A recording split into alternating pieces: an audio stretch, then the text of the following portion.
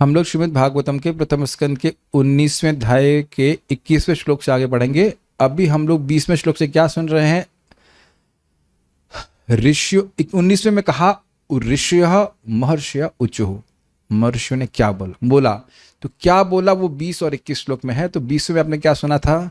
न वा इदं राजर्षिवर्य चित्रम भवस्सु कृष्णं समनुव्रतेषु ये ध्यासनं राजकिरीटजुष्टं सद्यो जहुर्भगवत पार्श्व कामः। आप राजर्षिवर्य, सारे राजर्षियों में सर्वश्रेष्ठ है महाराज परीक्षित, और आपके लिए ऐसा करना विचित्र नहीं है। भवस्तु कृष्णम समनुव्रतेषु, आपके पूर्वज भी इस प्रकार से भगवान श्री कृष्ण के अनुगामी रहे हैं। क्या करना विचित्र नहीं भाई? ये अध्यासनम राज किरीट जुष्टम, जो आपका द्वारा अध्यासित आसन था, मतलब जिस पे आप आरूढ़ थे राज सिंहासन, वह राजाओं के किरीट यानी कि राजाओं के मुकुट से जुष्ट सुसज्जित था, वो उस पर अर्पित किए गए थे। आप पूरे विश्व के राजा थे और ऐसे आसन को सद्यो जहु तुरंत त्याग दिया। वैसे देखा जाए तो यहाँ कभी कभी देखा जाता है कि माइक पकड़ा देते तो माइक नहीं त्यागना चाहते। यहाँ का मतलब देखा जाता है कि लोग गाते ही रहते हैं देखा जाता है, कई बार देखा जाता है। और आसनों से आसक्त होते हैं, प्रभुपाद इसकी व्याख्या भी कर दी है। पॉलिटिशियंस की बात कर रहे थे। क्यों त्याग दिया? भगवत पार्श्व कामा, भगवान के पार्षद बनने की, भगवान के सानिध्य की कामना करने की इतनी उत्कट लालसा थी कि तुरंत त्याग दिए। सुनने में बहुत आसान लगता है, लेकिन आप जानते हो कि इस प्रकार की आसक्ति को त्यागना बहुत कठिन होता है। तो ये सब बातें हैं। आगे क्या कहते हैं उसको देखिए। ये कौन लोग बोल रहे हैं? ऋषिगण बोले। किससे बोल रहे हैं? परीक्षित महाराज जी। अब ये देखिए, अब बहुत ही इमोशनल बात बोल रहे हैं कि जब तक आप भगवान के धाम नहीं चले जाते हम यहीं बैठे रहेंगे। This is very nice. कितना सम्मान है। मान लीजिए, सुनिए, आप ध्यान से सुनिए, हम शरीर छोड़ने वाले, छोड़ेंगे तो है ही, और नारद जी आके आपको बोले कि जब तक आप शरीर नहीं छोड़ते मैं यहीं बैठा रहूंगा। Will you not be honoured? Think about that. महान, देखिए ये सब लोग महाभागवत थे। हम बता रहे ना, श्लोक को देखेंगे तो आपको महत्व समझ में आएगा। नारद जी आपको बोले कि जब तक आपका शरीर छूटता नहीं तब तक मैं यहीं बैठूंगा। You only feel honoured? Narad ji, Vyasdev, Vashishtha, Atri, Deval सब इस प्रकार से बोल रहे हैं कि हम जब तक आप शरीर छोड़ के नहीं जाते, और ये ऋषि बोल रहे हैं कि आप छोड़कर भगवान के धाम नहीं चले जाते तब तक। कितना बड़ा आश्वासन है। नारद जी आपको मौलवी विपिन बोलते हैं कि जब तक आप भगवान के पास नहीं जाते मैं ही बैठा रहूंगा, मतलब वो बोल दिए कि जाओगे भगवान के पास। Does that make sense? यहाँ कोई एस्ट्रोलॉजर बोल देता है कि आप इस जन्म में भगवान के पास जाएंगे, फील वेरी हैप्पी। वैसे तो अपना कोई चांस लगता नहीं है, लेकिन कभी कभी कोई बोल देते हैं कि आपका आखिरी जन्म है, भक्त लोग बड़े खुश हो जाते हैं। सुना आपने कभी कभी ऐसा? कभी कभी कोई एस्ट्रोलॉजर बोल देता है शायद आपको खुश करने के लिए। We know, who knows, may be true also. कभी कभी किसी को बोला होगा भक्तों को, तो बड़े आप खुश हो जाते हैं। लेकिन नारद जी नहीं है। नारद जी तो जानते हैं, नारद जी तो पूछ लेंगे ये कब जाने वाला है उनको तो पता है। और जब जान ही रहे हैं, इनकी क्या भावना थी? मैं किसी जन्म में, जिस जन्म में जन्म लूंगा वहां भक्तों का संग प्राप्त हो, मुझे भगवान में रति इत्यादि। लेकिन यहाँ देखिए क्या बोल रहे, बहुत अच्छा श्लोक है, मेरे पीछे बोलिए, 2-3 बार आवृत्ति करेंगे। सर्वे वयम तावदिहास्महेथ, सर्वे वयम तावदिहास्महेत, कलेवरम यावदसौ विहाय, कलेवरम यावदसौ विहाय, लोकं परम विरजस्कं विशोकं, लोकं परम विरजस्क विशोकं, यास्यत्यं भागवत प्रधानः, यास्यत्ययं भागवत प्रधानः, सर्वे वयं तावदिहास्महेथ, सर्वे वयं तावदिहास्महेत, कलेवरं यावदसौ विहाय, कलेवरं यावदसौ विहाय, लोकं परम विरजस्कं विशोकं, लोकं परम विरजस्कं विशोकं, यास्यत्यं यास्यत्ययं भागवत प्रधानः यास्यत्ययं भागवत प्रदानः सर्वे वयं तावदिहास्महेथ सर्वे वयं तावदिहास्महे कलेवरं यावदसौ विहाय कलेवरं यावदसौ विहाय लोकं परं विरजस्कं विशोकम् लोकं परं विरजस्कं विशोकम् यास्यत्ययं भागवत प्रधानः। यास्यत्ययं भागवत प्रदानः। आप भी बोलिए, अच्छा श्लोक। सर्वे वयं तावदिहास्महेत सर्वे वयं तावदिहास्महेथ कलेवरं यावदसौ विहाय कलेवरं यावदसौ विहाय लोकं परं विरजस्कं विशोकम् लोकं परं विरजस्कं विशोकम् यास्यत्ययं भागवत प्रधानः। यास्यत्ययं भागवत प्रधानः। बहुत अच्छा श्लोक। हम सब यहाँ पर तब तक प्रतीक्षा करेंगे जब तक भगवान के प्रमुख भक्त महाराज परीक्षित परम लोक को लौट नहीं जाते, जो समस्त संसारी कल्मश तथा समस्त प्रकार के शोक से पूर्ण रूप से मुक्त है। अन्वय देखिए। अथ तत्पश्चात वयम, यानी वयम तो मतलब समझते हैं हम, सर्वे, सर्वे का अर्थ क्या है? एक भी भाई नहीं जाएगा। ऐसा बोलते हैं, ए भाई, कोई भाई नहीं जाएगा, कोई भाई नहीं बोलेगा। तो सर्वे मतलब जितने लोग आए हैं, एक भी व्यक्ति अब और कोई कार्य करने नहीं जाएगा। अरे भाई सोचिए ना, क्या अद्भुत ये सम्मान है, अद्भुत प्रेम है। अद्भुत प्रेम नहीं सूचित हो रहा है? कभी जिंदगी में हम ऐसा किए हैं बताइए? कोई व्यक्ति घर कहीं पे भी शरीर छोड़ रहा हो, बोलते जब तक आप शरीर नहीं छोड़ेंगे तब तक हम यहाँ रहेंगे। बल्कि उल्टा बोलते हैं, राम जी इनको उठा लेते तो अच्छा होता। क्यों? ये सुना है ना भाई, बड़ा कष्ट पा रहे हैं और राम जी इनकी सुन लेते तो अच्छा होता। वो कष्ट वो नहीं पा रहा है, कष्ट हम पा रहे हैं सेवा करने में। ये शब्द सुने हैं आपने? बहुत बार लोग बोलते हैं बड़ा कष्ट पा रहे हैं, ये उठा लेते राम जी। तो यहाँ अब बहुत ही अद्भुत बात आप देखें, परीक्षित महाराज का संग भी वह चाहते हैं और उनके संग में कृष्ण कथा श्रवण करने आए हैं, पहले ही सुन चुके हैं यहाँ बात। और कोई भाई नहीं, कोई ऋषि नहीं जाने के लिए उत्सुक है।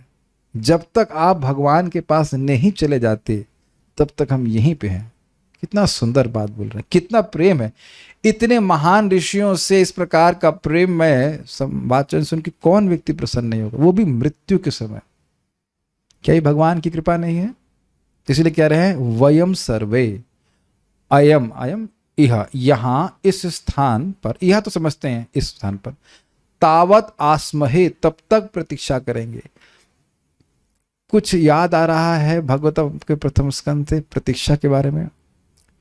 भीष्म पितामह भी इसी प्रकार से बोलते हैं, जब तक, ये बोलते हैं यावत, जब तक मैं इस देह को नहीं त्यागता तब तक कृष्ण यहाँ प्रतीक्षा करें। कितना अधिक ममता नहीं, अधिकार सूचित कर रहा है कि जब तक मैं शरीर नहीं त्यागता कृष्ण मेरे सामने खड़े रहे। और यहाँ भी कितना प्रेम सूचित हो रहा है, जब तक हमारे प्रिय परीक्षित महाराज शरीर नहीं त्यागते हम यहीं बने रहेंगे। क्या उनके पास और कोई कार्य नहीं थे? मैं जब यहाँ इसको पढ़ रहा हूँ तो मुझे याद आ रहा है परम पूज्य भक्ति तीर्थ महाराज जब शरीर छोड़ने वाले थे तो वह उनके मित्र परम पूज्य राधानाथ महाराज जी को बोले कि मैं शरीर छोड़ने वाला हूँ, मैं चाहता हूँ कि मैं आपकी गोद में, आप उसमें शरीर छोड़ूं। तो महाराज के बहुत सारे इंगेजमेंट से, महाराज तो बहुत व्यस्त रहते हैं, वह छोड़ करके पूरा 2 हफ्ते वो गीतावली था, गीता नगरी, क्षमा कीजिएगा, गीता नगरी में रहे। और हम समझते उनके गोदी में ही महाराज शरीर छोड़े हैं, जैसे मैं समझ रहा हूँ। नहीं आओ जो भी था हमारा चले गए, लेकिन फिर भी महाराज रुके। और यहाँ भी मैं देखा इस प्रकार से, कौन से महाराज जी थे, हॉस्पिस में वो शरीर छोड़े थे, महाराज जी का नाम याद नहीं आ रहा, नहीं है, भूल रहा हूँ नाम, नहीं, हॉस्पिस में ही पे कुछ साल पहले, तो वहाँ पे भी महाराज आए थे और अन्य महाराज लोग भी आए थे, भूल रहा हूँ मैं नाम ऐसे करके। Very very intimate, is it not?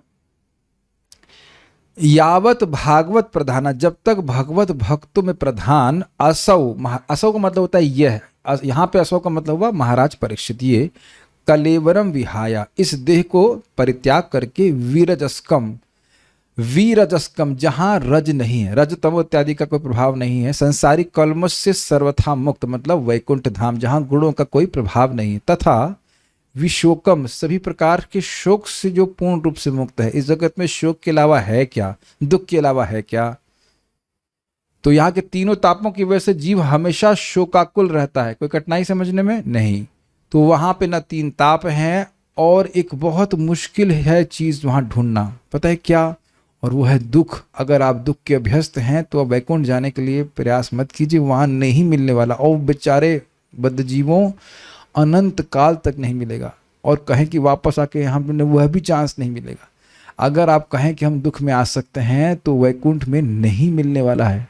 Are you too much attached to misery? Yes, that's why you want to be here, is it not? बोल रहे नो, लेकिन चाह रहे हैं यस, क्योंकि जो दुख के स्रोत है उसी में तो आ सकते हैं वो करने में। ठीक है, कोई नहीं। Sometimes I play tricks. So विशोक, विरजस्कम विशोकम, वैकुंठ का नाम नहीं लिया, ये भागवत की शैली है। ब्रह्मलोक तक भी विरजस्कम विशोकम नहीं कहा जाएगा, ऑल्दो यद्यपि उनको कोई शोक नहीं होता है, लेकिन फिर भी जो सुख वैकुंठ का है वो इस जगत में कहीं नहीं। आ ब्रह्मा भुवना लोका पुनरावर्ती न अर्जुन। परम लोकम यास्यति, परम लोक को नहीं चले जाते, ठीक है। सर्वे वयम तावत इहा अस्म हे अथ, हम सब लोग यहाँ पे रहेंगे, हम सब लोग, किसी को अब और कोई अर्जेंट काम नहीं है। ऐसा मत सोचिएगा मैंने कहीं कुछ पढ़ाना नहीं था या कुछ कार्य नहीं करने थे। बड़े बड़े लोग आए हैं, क्या वशिष्ठ जी को कुछ काम नहीं है? What do you think? ये नारद जी को कुछ काम नहीं है? नारद जी को काम ना हो? सोचिए कि हम किस संवाद को सुन रहे हैं। सुनाई पड़ रहा है कुछ? हम उस संवाद को सुन रहे हैं जिसको ब्रह्मांड के सारे ऋषि छोड़ करके सुनने आए हैं। कितना महत्वपूर्ण संवाद होगा। Special day of Bhagavatam. कभी सोचा ऐसा हमने? आप लोग तो केवल अपना घर छोड़ के थोड़ा बहुत ही चल पड़ के आए हैं कि नहीं, मैं भी ऊपर से नीचे आ जाता हूं बस। और जूम वाले तो वहीं बैठे जूम कर लेते, they are zooming in, yes very good. But यहां के ऋषि जूम इन नहीं कर रहे, वो रूप मतलब साक्षात आ रहे हैं, कहां कहां से, ब्रह्मांड से चल करके आ रहे हैं। हम लोग का कितना बड़ा सौभाग्य है कि हमको पढ़ने को मिल रहा है, सुनने को मिल रहा है। कब तक रुकेंगे आप? तो कह रहे हैं कलेवरम यावद असौ विहाया। असौ मतलब ये परीक्षित महाराज जब तक अपने कलेवर को, शरीर को नहीं त्यागते हैं। परीक्षित महाराज अपने शरीर को त्यागेंगे, उनका शरीर परीक्षित महाराज को नहीं त्यागेगा। ये बात समझते हैं बुद्धिमान भक्तों? What it? कितने लोगों को नहीं समझ में आई बात? अरे कोई हाथ नहीं खड़ा करेगा। और पूछ लूं क्या मतलब है? चलो इधर चलो, हम इधर नहीं देख रहे। पुरुषों में, भक्तों में क्या बोला मैंने? हमारे बीच में आए हुए किसकी परीक्षा ले? चलो हम श्याम सुंदर की परीक्षा ले लें। श्याम सुंदर प्रभु समझ ही आ गए होंगे, इसलिए क्या बोला मैंने अभी? कलेवरम विहाया का क्या अर्थ है? अरे अब जूम वाले डिवोटीज म्यूट रहते हैं। परीक्षित महाराज शरीर छोड़ेंगे, शरीर परीक्षित महाराज को नहीं छोड़ेगा। हाँ, इसका मतलब क्या है? मतलब वो शरीर में सख्त नहीं है। Yes, very good. कलेवरम यावत असौ विहाय, वह शरीर को त्यागेंगे, शरीर उनको नहीं त्यागेगा। प्राय प्राय जगत में लोग शरीर छोड़ना नहीं चाहते, प्लीज समहाउ उधर रुक जाए और 2-4 साल, वो क्या कहते हैं उसके ऊपर, क्या कहते हैं उसको, सांस लेने वाले इंस्ट्रूमेंट को क्या कहा जाता है? वेंटिलेटर लगा लगा कर हवा भरी जाती है, लेकिन फिर पूरा हवा निकल जाती है, तब कहते ठीक है अब जला दो इसको। इस प्रकार से नहीं। अच्छा, कहाँ जाएंगे लोग? तो क्या है? लोकम परम, परम लोकम, परम मतलब श्रेष्ठम, परम मतलब उससे श्रेष्ठ अब कोई लोक नहीं है। ब्रह्मलोक से श्रेष्ठ है वैकुंठ है। तो कह रहे वैकुंठ की प्राप्ति करेंगे। वो लोक कैसा है? तो कह रहे वीरजस्कम, अर्थात वो रजो तमो और सतोगुण से युक्त, कोई वहां पे प्रकृति के कोई गुण नहीं काम करते। विशोकम, वहां आनंद ही है, वहां किसी प्रकार का शोक नहीं। यास्यति मतलब जब तक नहीं जाते। अयम भगवत प्रधान, ये भागवत प्रधान, सारे भक्तों में सर्वश्रेष्ठ, सबके सामने पब्लिकली बोल रहे हैं कि महान भक्त हैं। अब ये बात देखिए ना, मैं फिर आपको बात याद दिला दे रहा हूं। सारे ऋषि या कह रहे किसी भी ऋषि ने विरोध मत प्रस्तुत नहीं किया कि परीक्षित महाराज भगवान के पास नहीं जा रहे,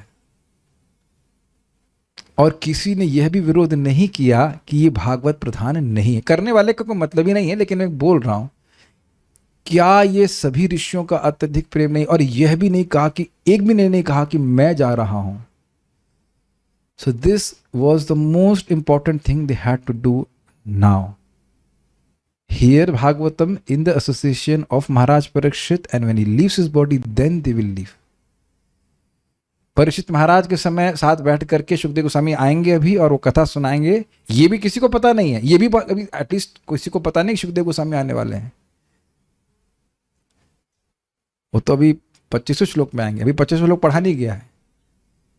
जब ये बोल रहे हैं, अब देखो, आप ये मान लोगे कि ये त्रिकालज्ञ हैं, वो सब ठीक है, वो भी है, लेकिन एक दृष्टि से देखें तो अभी सुखदेव गोस्वामी नहीं आए हैं। एक्साइटमेंट बना हुआ है कि नहीं? और फिर भी ये बोल रहे हैं कि भगवान के पास जाएंगे। क्यों जाएंगे? कि भगवान को क्या बोल चुके हैं, धृतचित्तम ईशे, भगवान को मैं अपने हृदय में धारण किया हूं। Is very exciting Shrimad Bhagavatam, नहीं? ठीक है। श्रीधरी, सभी महर्षियों ने आपस में मंत्रणा की कि हम लोग यहाँ पर तब तक बने रहेंगे जब तक कि राजा परीक्षित इस शरीर का परित्याग करके माया और शोक से रहित श्रेष्ठ लोक में नहीं चले जाते। माया से श्रेष्ठ, अब ब्रह्मलोक में भी माया है कि नहीं? यस, ब्रह्मांड के बाहर नहीं है ब्रह्मलोक, तो ब्रह्मलोक भी एक्सक्लूड हो गया। ये ब्रह्मलोक के पार वैकुंठ की प्राप्ति की बात हो रही। नोट दिया गया है, विशोकम अर्थात जो तीनों तापों से रहित होता है ऐसा लोक, वह भी वैकुंठ की ही बात हो रही। तात्पर्य, भौतिक सृष्टि जिसकी तुलना आकाश के बादल से की गई है, उसकी सीमा से परे परव्योम अर्थात आध्यात्मिक आकाश है जो वैकुंठ नामक ग्रहों से भरा हुआ है। ऐसे वैकुंठ ग्रह भी भिन्न भिन्न नामों से जाने जाते हैं। इससे पहले मैं इसको आगे जाऊं, इसको थोड़ा समझ लीजिए। जैसे यहाँ पे आप आकाश देखते हो और विभिन्न प्रकार के, अब दिन में तो नहीं दिखते लेकिन ग्रह होते हैं, आप समझ रहे हैं। और अब दोनों चीज़ जोड़ लीजिए, रात में ग्रह दिखाई पड़ते हैं और दिन में आपको बादल दिखाई पड़ते हैं, तो दोनों चीज़ को मिला कर समझ लीजिए कि मान लो सारे ग्रह दिख रहे हैं दिन में और एक स्थान में आपको थोड़ा बादल दिख रहा है, तो वो बादल वाला स्थान जो है भौतिक स्थान, भौतिक जगत कहा जाता है। उसके अंदर सारे ब्रह्मांड आदि हैं, भौतिक ब्रह्मांड, और बाकी सारे वैकुंठ लोक हैं। समझ गए? फाइन। ऐसे वैकुंठ ग्रह भी भिन्न भिन्न नामों से जाने जाते हैं, यथा पुरुषोत्तम लोक, अच्युत लोक, त्रिविक्रम लोक, ऋषिकेश लोक, केशव लोक, अनिरुद्ध लोक, माधव लोक, प्रद्युम्न लोक, संकर्षण लोक, श्रीधर लोक, वासुदेव लोक, अयोध्या लोक, द्वारका लोक तथा अन्य अनेक अनेक लाखों आध्यात्मिक लोक जहाँ भगवान अधिष्ठाता हैं। ये समझ में सबको आता है कि अलग अलग नाम क्यों हैं? क्योंकि भगवान की विभिन्न विष्णु मूर्तियाँ वहाँ पे अधिष्ठाता देव के रूप में, यानी वासुदेव लोक के अधिष्ठाता भगवान कौन हुए? भगवान वासुदेव। ठीक है। अयोध्या लोक के कौन हुए? भगवान राम। अच्छा, आपने अयोध्या नहीं बोला। ठीक है, ठीक है, ओके। प्रद्युम्न लोक के प्रद्युम्न। ठीक है, जस्ट फाइन, ओके। वहाँ के सारे जीव मुक्त आत्मा हैं और उनके शरीर भगवान के ही समान आध्यात्मिक हैं। शुद्ध सत्व, शुद्ध सत्व, शुद्ध सत्व के ही पूरा जो आध्यात्मिक जगत है वो शुद्ध सत्व का ही प्राकट्य है। विस्तार कर लीजिए। वहाँ भौतिक कल्मश नहीं है, हर वस्तु आध्यात्मिक है। ये किस व्याख्या है? विरजस्कम। वहाँ रज तम सत्व गुण का भी कोई प्रवेश नहीं है, अतः वहाँ कुछ भी शोक करने योग्य नहीं है, और यहाँ कुछ भी खुश होने योग्य नहीं है। अगर कह लिया जाए तो क्या प्राप्त करके खुशी हो जाएंगे? मैं तो कई बार बोल चुका हूं, अब तो सब लोग भक्त इसको रियलाइज करने लगे हैं कि things are meant to be used, things are not making us happy. Yes,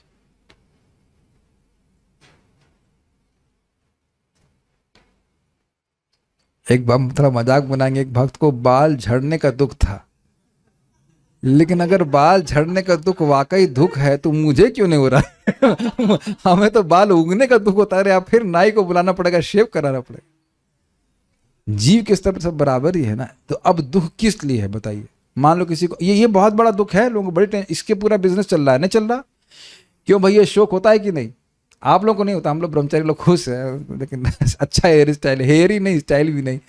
लेकिन ये एक बहुत बड़ा दुख होता है। माता जी लोगों को तो बहुत बड़ा दुख होता है, प्रभु जी लोगों को बहुत दुख होता है। होता है। क्यों हो रहा है? बस एक बात पूरा कर दीजिए, समझा दीजिए, फिर समझ में आ जाएगा क्यों। शरीर मानते हैं इसलिए विशोक होता है। विशेष शोक हो रहा है यहाँ पे। तो वैसे तो यहाँ विशोक का अर्थ मैं अलग ले लिया, लेकिन विशोक मतलब बिना शोक के, लेकिन यहाँ तो विशेष शोक होता है हर दिन। अच्छा, एक दिन ऐसा गया जहाँ बिना शोक के पार हो गए हो। कुछ ना कुछ शोक व्यक्ति को लगा ही रहता है, ये नहीं मिला, हाय वो मिल जाता है, इत्यादि इत्यादि, जबकि हमारा किसी जगह से कोई संबंध नहीं। वहां कुछ भी इस प्रकार के नहीं। बड़े सुंदर बाल मिलेंगे, कभी झड़ेंगे नहीं बाल, घबराइए मत। ना कभी वृद्ध होंगे। कभी सोचा कि आप वृद्ध होंगे कैसे दिखाई पड़ेंगे? सोचना भी नहीं चाहते। Is it not? What do you think? लेकिन नहीं होंगे। वैकुंठ जाएंगे तो वाकई सुंदर लगेंगे हमेशा के लिए। तो अगर वाकई बालों को झड़ना रोकना चाहते हैं तो वैकुंठ की चले जाइए, वहां कोई दिक्कत नहीं। स्वर्ग में भी बाल झड़ते नहीं, लेकिन वैकुंठ में तो मरता ही नहीं कभी भी। Good idea. एक एग्जाम्पल दिया गया। उपलक्षण से बहुत सारी चीज हो सकते हैं। पिता की मृत्यु की वजह से रोता है, और क्या क्या चीजों के लिए रोता रहता है व्यक्ति। एक दिन बताइए कि शोक ना हुआ हो किस चीज का। हर दिन कुछ ना कुछ आता है इस प्रकार से। Can you actually imagine a place where there is no misery? मैं प्रश्न कर रहा हूं, हिंदी में बोलता हूं, क्या ऐसे स्थान की कल्पना कर सकते हैं जहां कोई दुख ना हो?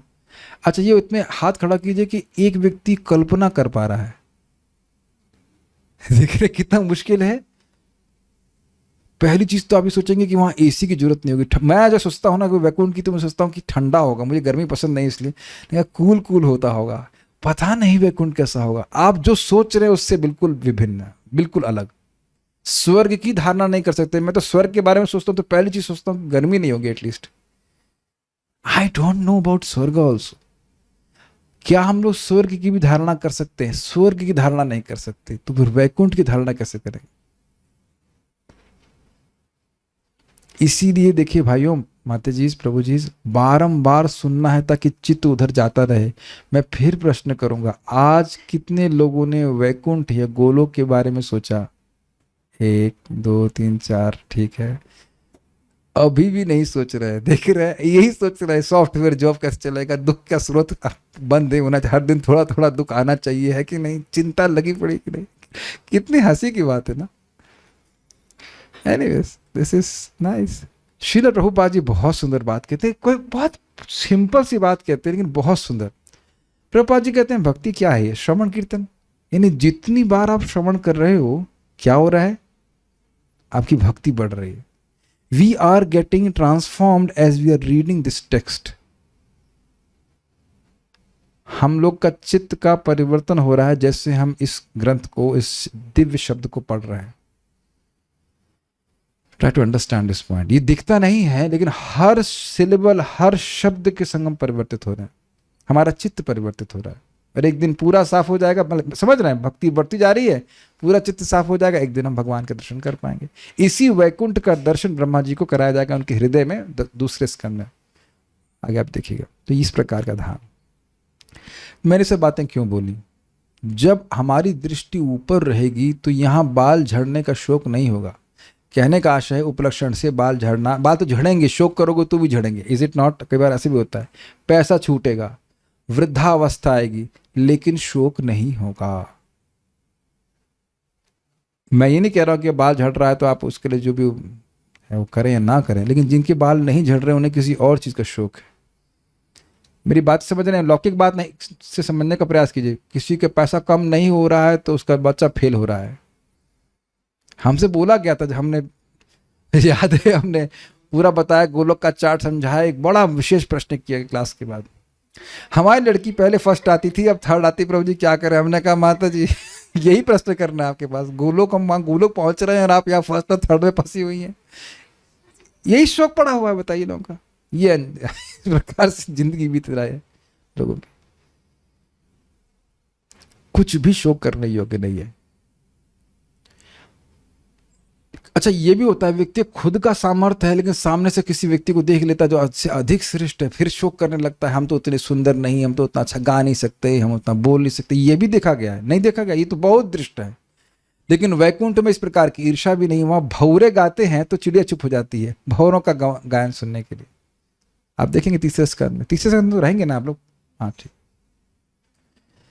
अतः वहां कुछ भी शोक करने योग्य नहीं। ये लोक दिव्य आनंद से पूर्ण है, वहां ना जन्म है, न जरा, न मृत्यु और न रोग है। देखिए, आप विचार कीजिए, अपने ही शरीर में, हमारे शरीर में खुश होने वाला क्या है और उसके लिए हम शोक कर रहे हैं। सी, there is nothing lamentable about our body and we lament for our body, our bodily things. उपर्युक्त समस्त वैकुंठ लोकों में एक परम लोक है जो गोलोक वृंदावन कहलाता है, जो भगवान श्री कृष्ण तथा विशिष्ट पार्षदों का धाम है। महाराज परीक्षित के लिए यह विशिष्ट धाम पूर्व निश्चित था और वहां पर एकत्र हुए सारे ऋषि इसे पहले से देख सकते थे। तो अभी मैंने जब वैकुंठ बोला तो आप लोग सोच रहे होंगे अरे वैकुंठ गए कि गोलोक गए। मैं जानबूझ के गोलोक का नाम नहीं लिया ताकि आप लोग जगे रहें। जानबूझकर, मुझे पता था कि ये बात है। हाईलाइट किसने किया इसको? मैंने किया, ठीक है। तो मैं पढ़ के आया हूँ कि नहीं, क्या लगता है आपको? मैं जानबूझकर वैकुंठ बोला। देखिए, एक जनरिक टर्म है। गोलोक में क्या कुंठा है? गोलोक में कोई कुंठा नहीं, गोलोक में भी आनंद है, लेकिन एक गोलोक उन सारे वैकुंठों में सर्वश्रेष्ठ धाम है, ये बात बोला जा रहा है। तो यहां शब्द था परम लोकम। परम लोकम का अर्थ अगर वैसे पकड़े तो उससे परे कोई लोक ही नहीं है, अर्थात गोलोक की प्राप्ति कर। समझ में आ गया? ठीक। अब इसको जरा विचार कीजिए। महाराज परीक्षित के लिए यह विशिष्ट धाम पूर्व निश्चित था। इसका अर्थ क्या है? कि यह तो वहां जाएंगे ही। इसका अर्थ क्या? इसका अर्थ है कि जीवन के कार्यकलाप ऐसे थे कि जाएंगे ही। कुछ शिक्षा प्राप्त हो रही है और हम लोगों को भी बड़ा क्लियर बताया गया है। ऐसा नहीं आप बोल सकते मरते समय कि मुझको पता नहीं था 16 माला करने से, 4 नहीं माला करने से, वो जा रहा, मैं रह जा रहा हूं। वो जा रहा है और मैं रह जा रहा हूं। None of us can claim this कि हमको बताया नहीं गया था। जो करना है वो अभी करना है। पुराना कुछ था वो सब डिलीट मार देंगे। कितना पुराना? जन्म कोटि हंसाम अपी, करोड़ों करोड़ों जन्म का जो भी पास्ट है वो डिलीट कर देता है। क्या रबर का नाम बताइए? हरे कृष्णा कृष्णा कृष्णा हरे हरे। हाथ खड़ा करो, हरे राम राम राम हरे। ये भी मैं गलत बोल दिया। इसमें तो 16 नाम है, हरे से ही डिलीट हो गया। तो हरे क्या पहली बार बोल रहे हैं आप? अरे तो बहुत पहले बोला था। ये सब हिसाब किताब है। तो जो भक्त यहाँ पे नाम जप कर रहा है, भगवान में अपने चित्त को लगा रहा है, क्यों नहीं भगवान के पास जाएगा? तो यही बात बोल रहे हैं कि ऐसा नहीं कि अब परीक्षित महाराज को याद आ रहा है कि हाँ भाई क्या करना चाहिए, भजन करना चाहिए। नहीं, जीवन भर भजन किए। जैसे कोई व्यक्ति जीवन भर पाप कर रहा है तो पूर्व निश्चित हो चुका है कि इनका कहाँ ट्रांसफर होगा। अगर समझ गए ना ये बात? इस बात को समझिए। इस जन्म के इस समय के कार्यकलाप हमारे मन को प्रभावित करते, समझते हैं, और ये सब जुड़ता जाता है और अंत में मन की जो अंततोगत स्थिति होती है उससे अगला जन्म प्राप्त हो जाता है। ठीक है? तो परीक्षित महाराज हमेशा भगवान के भक्त रहे हैं तो भगवान के पास जाएंगे। और किस में आसक्त रहे हैं? कृष्णानुव्रतेषु, कृष्ण में आसक्त रहे हैं, तो इसलिए अन्य वैकुंठ में नहीं, कृष्ण लोक में ही जाएंगे। Clear?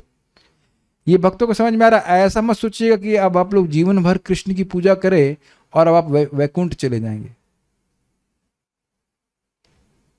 Krishna is not like that. You have been attached to Krishna, so you will go back to Krishna.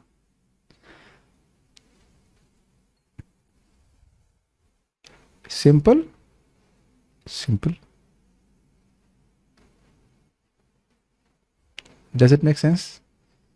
आप कृष्ण बलराम से आ सकते हैं तो कृष्ण बलराम में, इसलिए एक सूत्र आपको बताना चाहता हूं, प्रयास करें कि एक ही विग्रह पे अपने आसक्ति को डेवलप करें। इसीलिए हम खैर हमारे अलाउड भी नहीं है और हम करते भी नहीं अलग से कोई डेटी वर्शिप। कृष्ण बलराम गौर निताय राधे श्याम। कृष्ण बलराम गौर निताय राधे श्याम। जीना यहाँ मरना यहाँ, आपके सिवा जाना कहाँ। मान लो कृष्ण बलराम कहे तुम बहुत नालायक हो कृष्णदास। हाँ जी प्रभु जी, प्रभु तो हैं भगवान। हाँ जी प्रभु जी, लेकिन क्या करें, जीना यहाँ मरना यहाँ। What to do. हम तो भगवान पे ही कभी कभी आरोप कर देते हैं, आप क्यों नहीं ठीक कर रहे हैं हमको। आप सब ठीक कर सकते हैं, जब आप जानते हो कि आप ठीक कर सकते हो, जबरदस्ती संघर्ष करा रहे हो। हम तो कभी कभी भगवान से गुस्सा कर लेते हैं, क्यों हमसे गलती होने देते हैं। कृष्ण शब्द बोल देने से भगवान अविद्या को भी नष्ट कर सकते हैं। एक क्षण में कोई हमसे गलती नहीं होगी। बेवकूफ़ी की गलतियां करते हैं, अपनी गलती पे हंसी भी आती, रोना भी आता है और बोर भी होते हैं। We are just bored with all this mistakes we do. क्यों नहीं नंबर बना देते। फिर भगवान की तरफ से उत्तर आता है। भगवान से बात नहीं करता हूँ, अपने से सोचता रहता, भगवान उत्तर दे रहेंगे। अरे भाई उत्कंठा भी तो जागृत करनी है तो रोगे नहीं तो तुम्हें कैसे जाने दूंगा ठीक है like this we have some fun, what to do. But ये बात सत्य है, अगर आपको भगवान को आपको शुद्ध भक्त बनाना हो, कल ही आप शुद्ध हो जाओगे, लेकिन ऐसा करेंगे नहीं। ये मैं मजाक में बोल रहा हूँ, लेकिन आचार्यगण समझाते हैं कि भगवान, जब कोई व्यक्ति भजन करना शुरू करता है, इट्स वेरी फनी, जब कोई भजन शुरू करता है तो भगवान सोचते हैं कि मैं इसको निर्गुण बनाऊंगा, लेकिन बनाते नहीं तुरंत। This is very funny, is it not? नहीं लग रहा आप लोग को? रामकृष्ण प्रभु जिस दिन माला पकड़े भक्त राहुल के रूप में, उसी दिन ठाकुर जी राधा रानी सोच ली इसको अब निर्गुण बनाना है, लेकिन अब बिना रुलाए नहीं बनाएंगे। ये इन्हीं के संग नहीं है, जब तक मत दिखाओ, आपके संग ही है कृष्ण लादनी माता जी। जिस दिन आपने पहली बार माला पकड़ा, उसी दिन राधा रानी सोचनी इसको बनाना है निर्गुण, लेकिन इतनी नहीं, जल्दी नहीं, अभी नहीं, थोड़ा सा तो let's have some fun, is it not?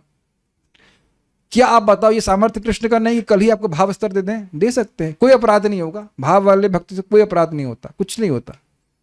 Krishna want some यादृशी क्या है वो, नहीं हो, यथा यथात्मा परिमृज्यते सो इत्यादि।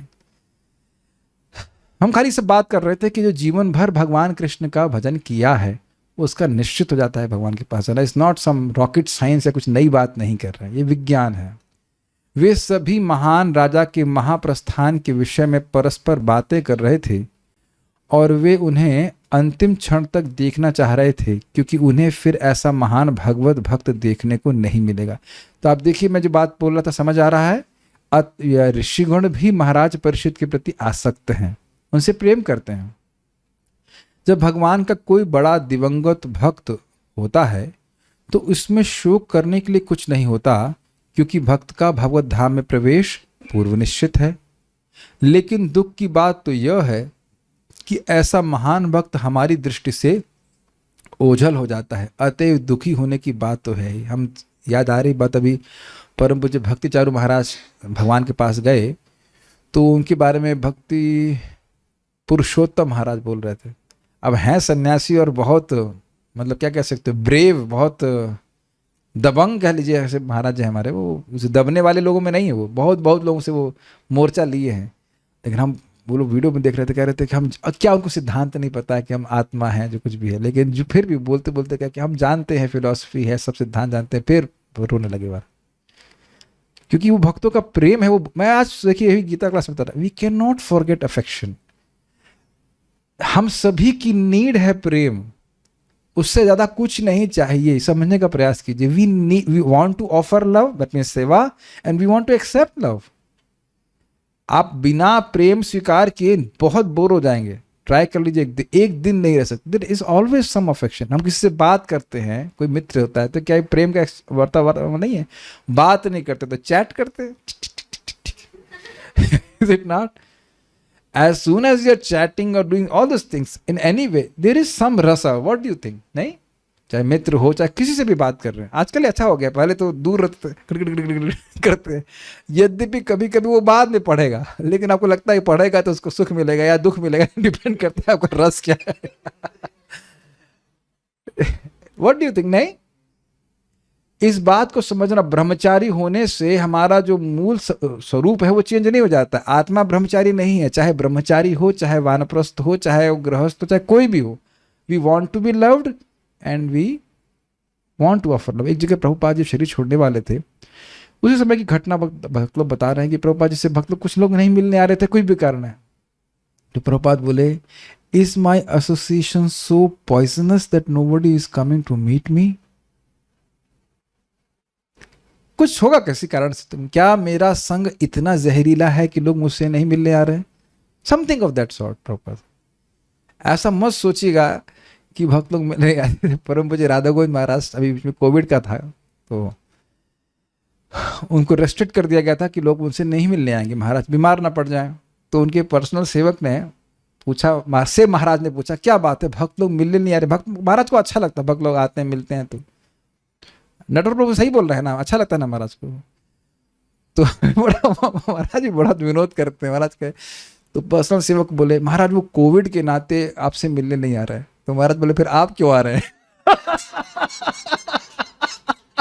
महाराज का विनोद भी अद्भुत है, कोविड तुमसे भी तो हो सकता है, तुम क्यों मिलने आ रहे हो? क्या उत्तर दिया इसके लिए? महाराज का विनोद भी अद्भुत है। We want to meet devotee, everyone wants to meet devotees, all devotees want to meet devotees. You must have devotee friends. बहुत बुरे फंसेंगे आपको हम कहें कि हमारा कोई मित्र नहीं है, कुछ भी मित्र, कृष्ण भावना भावित मित्र, इनसे हम भगवान के बारे में बात कर सकते हैं, इत्यादि इत्यादि। तो इस प्रकार का दुख उनको होगा। अतएव दुखी होने की बात तो है ही। आपको पता है जब प्रभुपाद जी ने शरीर छोड़ा था, मैंने सुना है ऐसा कि परम पूज्य तमल कृष्ण महाराज को ऐसा इंस्ट्रक्शन था कि वो नहीं रोएंगे। और आप देखेंगे भी वो जो तो वीडियो बनाया गया प्रभुपाद जी को, जो सारा प्रोसेशन हो रहा है, उनका जो समाधिस्थ किया जा रहा है, तमल कृष्ण महाराज जी नहीं रो रहे हैं। मैंने सुना बाद में वो बहुत फूट फूट कर रहा है कि उस टाइम वो रो देते तो कोई कार्य नहीं हो पाता। व्हाट एन अमेजिंग डिफिकल्ट सेवा। तमल कृष्ण महाराज, मतलब कितना प्रेम प्रभुपाद जी से उनका प्रति है, उसकी हम कल्पना नहीं कर सकते। Very amazing. जिस तरह भगवान, हमने ये तो अपने देखा अपनी आंखों से, मेरे सामने की बात है, 2010 में आनंद प्रभु का शरीर छूटा था। It was very intense. Hare Krishna Krishna Krishna Hare Hare. I think was no mridanga, केवल भक्त लोग। वीडियो भी आपने देखे होंगे और उसमें केवल कीर्तन, लेकिन वीडियो में वो इफेक्ट कभी नहीं आ सकता है। इट वाज वेरी सी। हो क्या रहा था, मैं एक न्यू डिवोटी था, 2 साल ही हुआ था वो ज्वाइन किए हुए, but I was remembering all the kirtans which I had participated in Prabhuji's kirtan. जो प्रभु जी का कीर्तन था वो हमने इसमें पार्टिसिपेट, उन्हीं से देख करके मुझे हारमोनियम सीखने की इच्छा हुई थी। मैं वृंदावन आया था, 2003-4 की बात होगी। मैंने कहा ये क्या हो रहा है ना। जब प्रभु जी कीर्तन करते थे तो पूरा उनका चेहरा लाल हो जाता था। देखा ही होगा आपने, नटवर प्रभु तो खूब देखे होंगे, बहुत आनंद होता है। तो वो बात याद आती है कि इस भक्त ने कितनी सेवा करी भगवान की, भगवान को कितने प्रिय रहे हैं। आप फॉलो कर पा रहे हैं? Very intense, very intense. तो यही बात प्रभुपाद कह रहे हैं, अतएव दुखी होने की बात तो है ही। जिस तरह भगवान विरले ही हमारे इन आंखों से दिखते हैं, उसी तरह महान भक्त भी। अतः महर्षियों ने ठीक ही अपने अपने स्थानों पर अंतिम क्षण तक रहने का निश्चय किया। अपने स्थान मतलब उसी स्थान पर बैठेंगे, अब जाएंगे नहीं कहीं। ये बात कितना सुंदर देखिए शब्द है। अब इस प्रकार के सुंदर शब्द को सुन करके परीक्षित महाराज की क्या अनुभूति हुई, जरा देखिए। आश्रित्य तदृषि गणवचः परीक्षे, आश्रित्य तदृषि गणवचः परीक्षे, समम मधुच्युत गुरु चाव्यलीकम, समम मधुच्युत गुरु चाव्यलीकम, आभाषतैनान अभिनंद्य युक्तान्, आभाषतेनान अभिनंद्य युक्तान्, शुश्रूषमाणाचरितानि विष्णोः, शुश्रूषमाणाश्चरितानि विष्णोः, आश्रित्य तदर्षि गणवचः परीक्षेत्, आश्रित्य तदृषि गणवचः परीक्षेत्, समं मधुच्युत गुरु चाव्यलीकम, समं मधुच्युत गुरु चाव्यलीकम, आभाषतैनान अभिनंद्य युक्तान्, आभाषतेनान अभिनंद्य युक्तान्, शुश्रूषमाणाचरितानि विष्णोः, शुश्रूषमाणाश्चरितानि विष्णोः, आश्रित्य तदर्षि गणवचः परीक्षेत्, आश्रित्य तदृषि गणवचः परीक्षित्, समं मधुच्युत गुरु चाव्यलीकम, समं मधुच्युत गुरु चाव्यलीकम, चाव्यलीकम् आभाषतैनानभिनन्द्य युक्तान् आभाषतेनानभिनन्द्य युक्तान् शुश्रूष्यमाणाश्चरितानि विष्णोः। शुश्रूष्यमाणश्चरितानि विष्णोः। बहुत अच्छा श्लोक है। महान ऋषियों ने जो कुछ कहा वह सुनने में अति सुमधुर, सार्थक तथा यथार्थ रूप से प्रस्तुत किया गया पूर्ण सत्य था। अतएव उन्हें सुनने के बाद महाराज परीक्षित ने भगवान श्री कृष्ण के कार्यकलापों के विषय में सुनने की इच्छा से महर्षियों का अभिनंदन किया। परीक्षित महाराज ने ऋषिगण एकत्रित मुनियों की समम निष्पक्ष, निष्पक्ष मतलब होता है किसी का पक्षपात न करने वाली, मधुच्युत, च्युत मतलब अलग होना, गिरना, और मधुच्युत मतलब अमृत के समान अत्यंत मधुर, मानो उनके मुख से अमृत निस्सृत हो रहा। निस्सृत समझते हिंदी, गिर रहा हो ऐसा। कभी कभी कुछ लोगों की वाणी इतनी मधुर होती है कि व्यक्ति को लगता है कि हम, अर्थ की बात छोड़ दीजिए, वाणी इतनी मधुर होती है कि वाणी लगता है कि बहुत मन को तृप्त कर रही है। कुछ लोगों की अलग भी होती है, इतना जोर से और इतनी श्रील और ऐसी आवाज होती है। हम किसी का नाम नहीं रख रहे हैं, लेकिन ऐसा होता है कि वह सब वहां पे बैठना भी नहीं चाहते हैं। लेकिन यहां इनकी वाणी मधुच्युत। ये एक तो बात समझना होगा, जो वाणी भगवान के ही यश को गाती है वो वैसे भी बहुत अच्छी लगती है और सुनने में ही सुंदर थी। और अर्थ तो अब आगे, अर्थ तो आगे बात होगी। मधुच्युत, मधुच्युत, मीठी, मिठास भरी थी, अत्यंत मीठा था। मुझे याद आ रहा है परम पूज्य वृंदावन चंद्र महाराज जो प्रवचन कर रहे थे, बातें लिंक हो जाती है उसे। तो मैं जैसे प्रवेश ही कर रहा था, ये व्यक्ति क्लास में नहीं गया है, बाहर खड़ा बोल रहा है, कितना मीठा बोल रहे हैं, अच्छा कितना मीठा बोल रहे हैं। हमको परम पूज्य राधा कुंज महाराज का वचन बहुत अच्छा लगता है। पता नहीं महाराज की वाणी क्या, पता नहीं, मतलब भगवान में लगी हुई इतना पवित्र वाणी है। वही जोक आप 1500 बार सुन लीजिए और आप उसके बाद भी हंसेंगे, है कि नहीं? पता नहीं क्यों महाराज की वाणी से तृप्ति ही नहीं होती है। प्रभुपाद जी की वाणी देखिए, कितना, हमको तो बहुत आकर्षण लगता है। आप लोग भी सुनते ही होंगे, वही सिंपल सी बात प्रभुपाद कहेंगे, वो इतना हिट करता है। Is it not? बहुत अच्छा लगता है, बहुत अच्छा लगता है। गुरु, गुरु अर्थात गंभीर। देखिए कुछ बातें कही जाती हैं जो बहुत छिछली होती हैं। छिछली समझते हैं, शैलो, इनमें कोई दम नहीं होता है, प्रायसी तरह की बातें करते हैं जगत में लोग, लेकिन गंभीर थी बातें। वीरजस्कम विशोकम इत्यादि बातें कर रहे, भगवान के पास जाएंगे, ये सब बातें भी और क्लियर होंगी कैसे कैसे गुण है इसमें। और अव्यलीक, व्यलीक मतलब होता है छल, और अव्यलीक मतलब निश्छल। ये शब्द कई बार आएगा, उसको पकड़ लीजिएगा। अव्यलीक भजन करके ही भगवत प्राप्ति होती है। व्यलीक मतलब डबल स्टैंडर्ड, हम दो बात बोल रहे, उसके दो अर्थ हों। वैसे हमेशा ही बुरा नहीं होता, भागवत में तब कई बार से ली है, लेकिन बात जब कर रहे हैं तो straight not in the sense of rough, निष्कपट बात कर रहे हैं। हम यहाँ बैठेंगे तो हम सब बैठेंगे, ऐसा नहीं कि कुछ बोल रहे नहीं हम बैठेंगे लेकिन कुछ और भी करेंगे, नहीं, बैठेंगे मतलब बस अब इन भी ध्यान रहेगा ये क्या सुन रहे हैं, क्या बोल रहे हैं इत्यादि। तथा युक्तान, और तत् मतलब उस ढंग से प्रस्तुत वचः, यानी वाणी को अश्रुत्य। देखिए आश्रित्य मतलब सुनकर, युक्तान समझते हैं भाई ये युक्त बात नहीं लग रही है, सही नहीं तरह से, तो युक्त भी थी, अर्थ की दृष्टि से ठीक से प्रस्तुत की जाती। कभी कभी आप देखते हैं, अरे तुम बोले सही बात लेकिन ठीक से नहीं बोले, ये सुना है ना आपने? तो ठीक से भी बोली गई और बाकी सारे गुणों से युक्त थे। इसको सुनकर अभिनंदन, उनका अभिनंदन करके, किसने? परीक्षित महाराज, उनका अभिनंदन, उनका गुणगान करके, विष्णु चरितानि शुश्रूषमाणा, भगवान के कार्यकलापों को सुनने की इच्छा से एनान अभाषतः, उन ऋषियों से कहा। आश्रित तद ऋषि गण वचः, सुन करके उन ऋषियों के वचनों को, उन ऋषि गणों के वचनों को किसने सुना? परीक्षित महाराज ने। कैसे वचन थे? समम, निष्पक्ष थे, मधुच्युत, इतने मीठे लग रहे थे कि मिठास ही निस्सृत हो रही हो, झड़ रही हो। या ऐसा समझ लीजिए झरना समझते हैं, भड़ भड़ भड़ भड़ पानी गिरता है, वो देखने में कितना सुंदर लगता है, और मान लो वो अमृत का झरना हो तब। इस प्रकार से गुरु मतलब बहुत गंभीर थे और अव्यलीक अर्थात उसमें झूठ नहीं था, पूरी तरह से सत्य थे। आभाषत एनान अभिनंद्य युक्तान। आभाषत मतलब बोला, परीक्षित महाराज ने उनको बोला, एनान मतलब इन ऋषियों को बोला, अभिनंदन उनका अभिनंदन करके, जो भी कहा हो कि बहुत अच्छा आपने बोला, बहुत अच्छा। उसके बाद युक्तान, युक्तान का अर्थ है इस प्रकार से ठीक तरह से जो प्रस्तुत ऋषिगणों के वचन थे।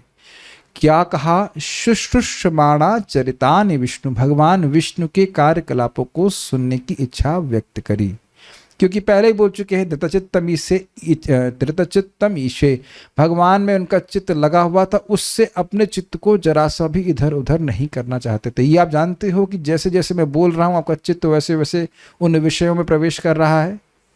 ये मैं कई बार आप लोगों को बात बोल चुका हूँ, जैसे जैसे हम सुनते जाते हैं वो बात उधर हमारा चित्त जाता जाता है। हाँ, अगर सुन रहे हैं तो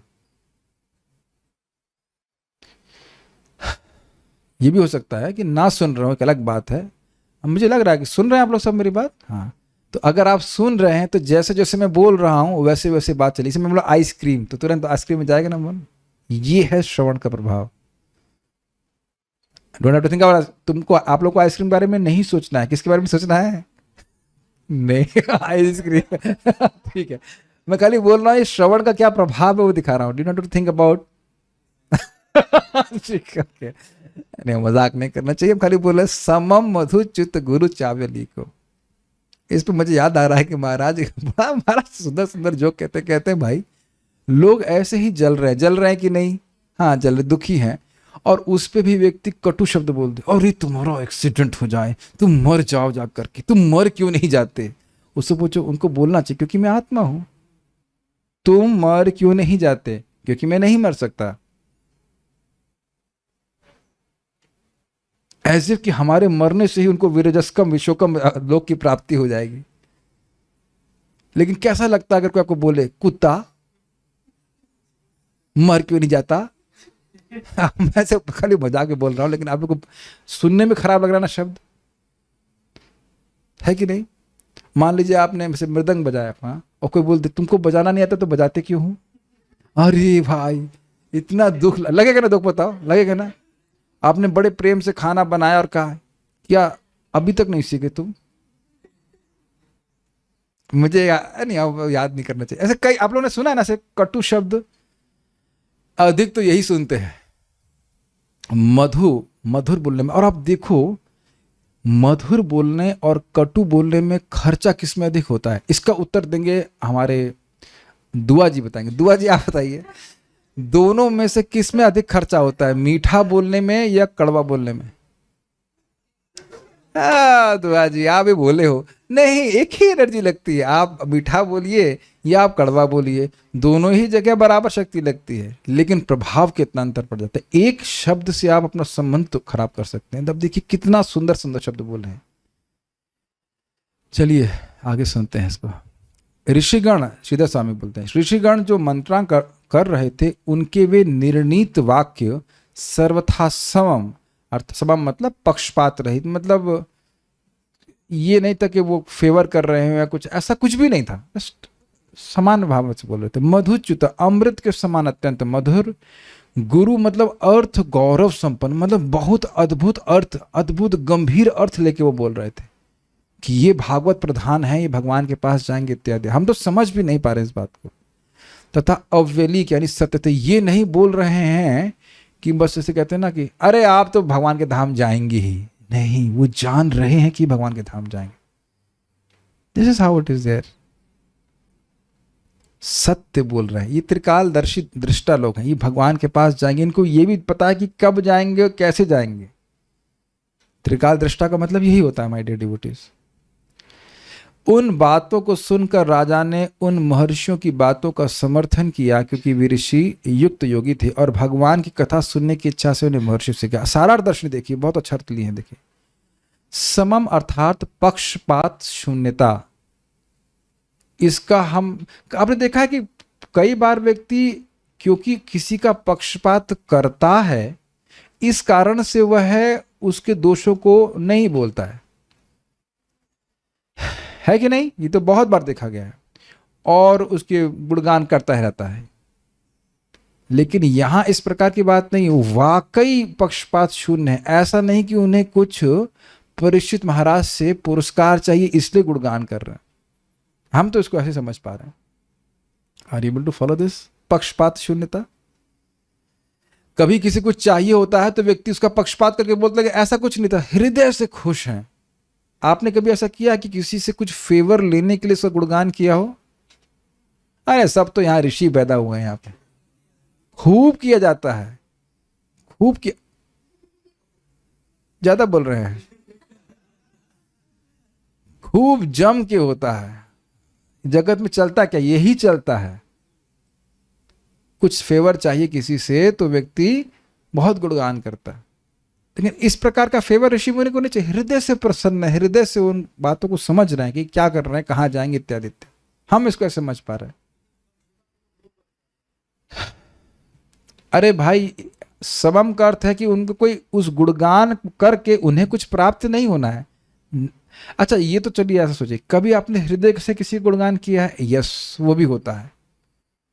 there is not, I mean that's what I have understood. समम का अर्थ है, एग्जैजरेट नहीं कर रहे, उन्हें कुछ उससे बदले में चाहिए नहीं। हो सकता कुछ और भी अर्थ हो, हमको उसको यही अर्थ समझ पा रहा हूं, पक्षपात शून्यता। उन्हें अभी आप देखेंगे, उन्हें कुछ नहीं चाहिए जगत में, तो ये वो बहुत इज जस्ट प्योर लव, उनका प्रेम है, इस कारण से वो बोल रहा है। यह निष्पक्षता मुनियों के महाराज परीक्षित के प्रयाण तक वहां ही विद्यमान रहने के वाक्य द्वारा व्यक्त होती है। ऋषिगण यहां बोले कि हम सब लोग यहां रहेंगे, तो कैसे उनकी पक्षपात शून्यता नष्ट हो रही है?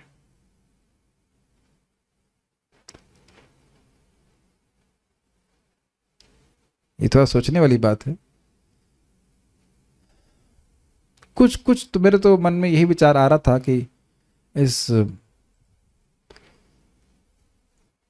जो बात मैं अभी आपको बोल रहा हूं, यही मेरे को अभी तो समझावट यहां पे आई है कि उनको इन राजा से कुछ नहीं चाहिए, इन सेंस मटीरियली कुछ नहीं चाहिए, और फिर भी वे अपने अन्य सारे कर्तव्य छोड़ करके यहां बैठे हैं। बस इतना ही बोलूंगा। उसके आगे आप लोग कुछ सबके मन में विचार आता हो तो हमको बाद में बताना, और हम और विचार कर सकते। इतना ही समझ पाया हूं मैं। आगे सुनते हैं। जब मुनिजन भागवत प्रधान अर्थात भक्तों में सर्वश्रेष्ठ के रूप में महाराज की स्तुति कर रहे थे, तो उनके शब्द मधु सहित अर्थात अमृत के समान प्रभावित हो रहे थे। ये समझ में आया जब उनने कहा कि आप भागवत प्रधान हैं। कौन बोल रहा है? ऋषिगण। कौन कौन से ऋषि? नारद जी इत्यादि इत्यादि। तो कितना मधुर बोलते होंगे, ऐसे ही वो मुश्किल है। और जब ऐसे महान भक्त आपको भागवत प्रधान कहें तो कितना सुंदर लगेगा। And please try to understand, genuine appreciation, हृदय से किया गया अप्रिसिएशन, तो इसलिए ये अत्यंत मधुर लग रहा है। ठीक है। एवं उनके शब्द गंभीर थे क्योंकि उन्होंने प्रत्यक्ष भगवत धाम का वर्णन न करके रजगुण से रहित लोक का उल्लेख किया था। इसको समझने का प्रयास कीजिए। गंभीर शब्द जिनका गूढ़ अर्थ होता है वह सामान्य लोग नहीं समझ पाएंगे। Make sense? बहुत गंभीर गंभीर तात्पर्य होते हैं तो उनको नहीं समझ पाते, इसलिए कह रहे हैं कि ये गंभीर अर्थ वाले शब्द थे। वीरजस्कम विशोकम कौन सा स्थान है? ये सामान्य व्यक्ति को पूछे, लेके आप माइक लेके घूमिए, इंटरव्यू वाला माइक, ये क्लास में बोला गया वीरजस्कम विशोकम। पहली बात तो आप सामान्य लोग कहते पागल हो गया है क्या ये व्यक्ति, क्या बोल रहा है, कुछ पता नहीं, कोई पागल खाने में भर्ती कराओ उसको, क्या बोल रहा है, समझ ही नहीं पाएगा, है ना। और पूछ लो कि क्या है, तो ये तो आचार्यगण समझा रहे हैं हमको, तब समझ में आ रहा है वीरजस्कम विश्वकम क्या है। फाइन। तो ये गंभीर अर्थ वाला, तो समझ में आ रहा है। और उनके वचन अव्यलीक अर्थात सत्य थे, क्योंकि उन्होंने कहा कि महाराज परिषद भगवत धाम की प्राप्ति करेंगे। इसमें भी कोई मस्काबाजी नहीं है, वो जान रहे हैं कि शुद्ध भक्त भगवान के पास जाएंगे, तो पब्लिक में बोला जा रहा है। अब आप थोड़ा विचार कीजिए, अब मैं समझता हूँ कितने 88,000 ऋषि, बहुत सारे ऋषि थे, उनके बीच में घोषणा की जाए कृष्ण हिलादनी माता जी जा रही हैं भगवान के धाम, will you not be embarrassed? What is this? अभी भी आप देखो यू फील एम्बैरेस्ड ना, मैं मजाक कर रहा हूँ तो दूसरे को, प्रभु जी को मजाक करते, अमोघ द्रिक इज गोइंग टू भागवत प्रधान है और अमोघ द्रिक भगवान के पास जा रहे हैं। आप देखेंगे कि सब लोग बहुत, मैं तो केवल मजाक कर रहा हूँ तो आप लोगों को अजीब सा लग रहा है, लेकिन आप जान ले कि मैं सत्य, मेरे पास कोई सामर्थ्य नहीं है, कब जाओगे नहीं जाओगे मुझे नहीं पता, लेकिन चले जाओ अच्छी बात है, लेकिन मैं बोल रहा हूं कि जो कोई जान रहा हो इस प्रकार से बोल रहा हो, उसका बड़ा प्रभाव है। प्लीज बात को समझिए, नारद जी जानते हैं कौन कब जाएगा, सब लोग जानते हैं, लोग महान ऋषि हैं, त्रिकालज्ञ हैं, तो इस प्रकार के खुश होकर के वे अनुमोदन करते हुए बोल रहे कि हाँ ये जाएंगे। फिर से मैं याद दिला रहा हूं, नारद जी अगर आपको बोल रहे हैं या और महान ऋषि बोल रहे हैं, you will be really happy, not? तो ये सब सत्य वचन बोलते। ऋषि गणों के इन 4 प्रकार के कथनों को सुनकर महाराज परीक्षित ने उन्हें प्रणाम किया। विरजस्कम लोकम अर्थात भगवत धाम, अर्थात उन्हें भगवत धाम की प्राप्ति होगी। यह पूर्व श्लोक के भगवत पार्श्व कामः आदि पद द्वारा ज्ञात है। आज मैं जब गीता क्लास कर रहा था तो यही कठिनाई अनुभव कर रहा था। देखो अभी आप लोग तुरंत समझ गए ना, भगवत पार्श्व काम अभी सुना था, क्योंकि आंख से दिखा के पढ़ा रहा हूं, तो आपको समझ में आता है कि भगवत पार्श्व कामा का क्या अर्थ है। इस टीका में बहुत ईजी है, भगवान के सानिध्य की इच्छा रखने वाले। अब एकदम से मुझे कह दिया जाए कि ये श्लोक आप बढ़ा दीजिए तो बड़ा कठिन है, क्योंकि पिछला श्लोक नहीं पढ़े हैं, इसलिए लिंक में पढ़ते जा रहे हैं तो आसान होगा, देख रहे हैं। और एकदम से कोई बीच में आप चीज भागवत को पढ़ेंगे तो आप समझ नहीं पाओगे।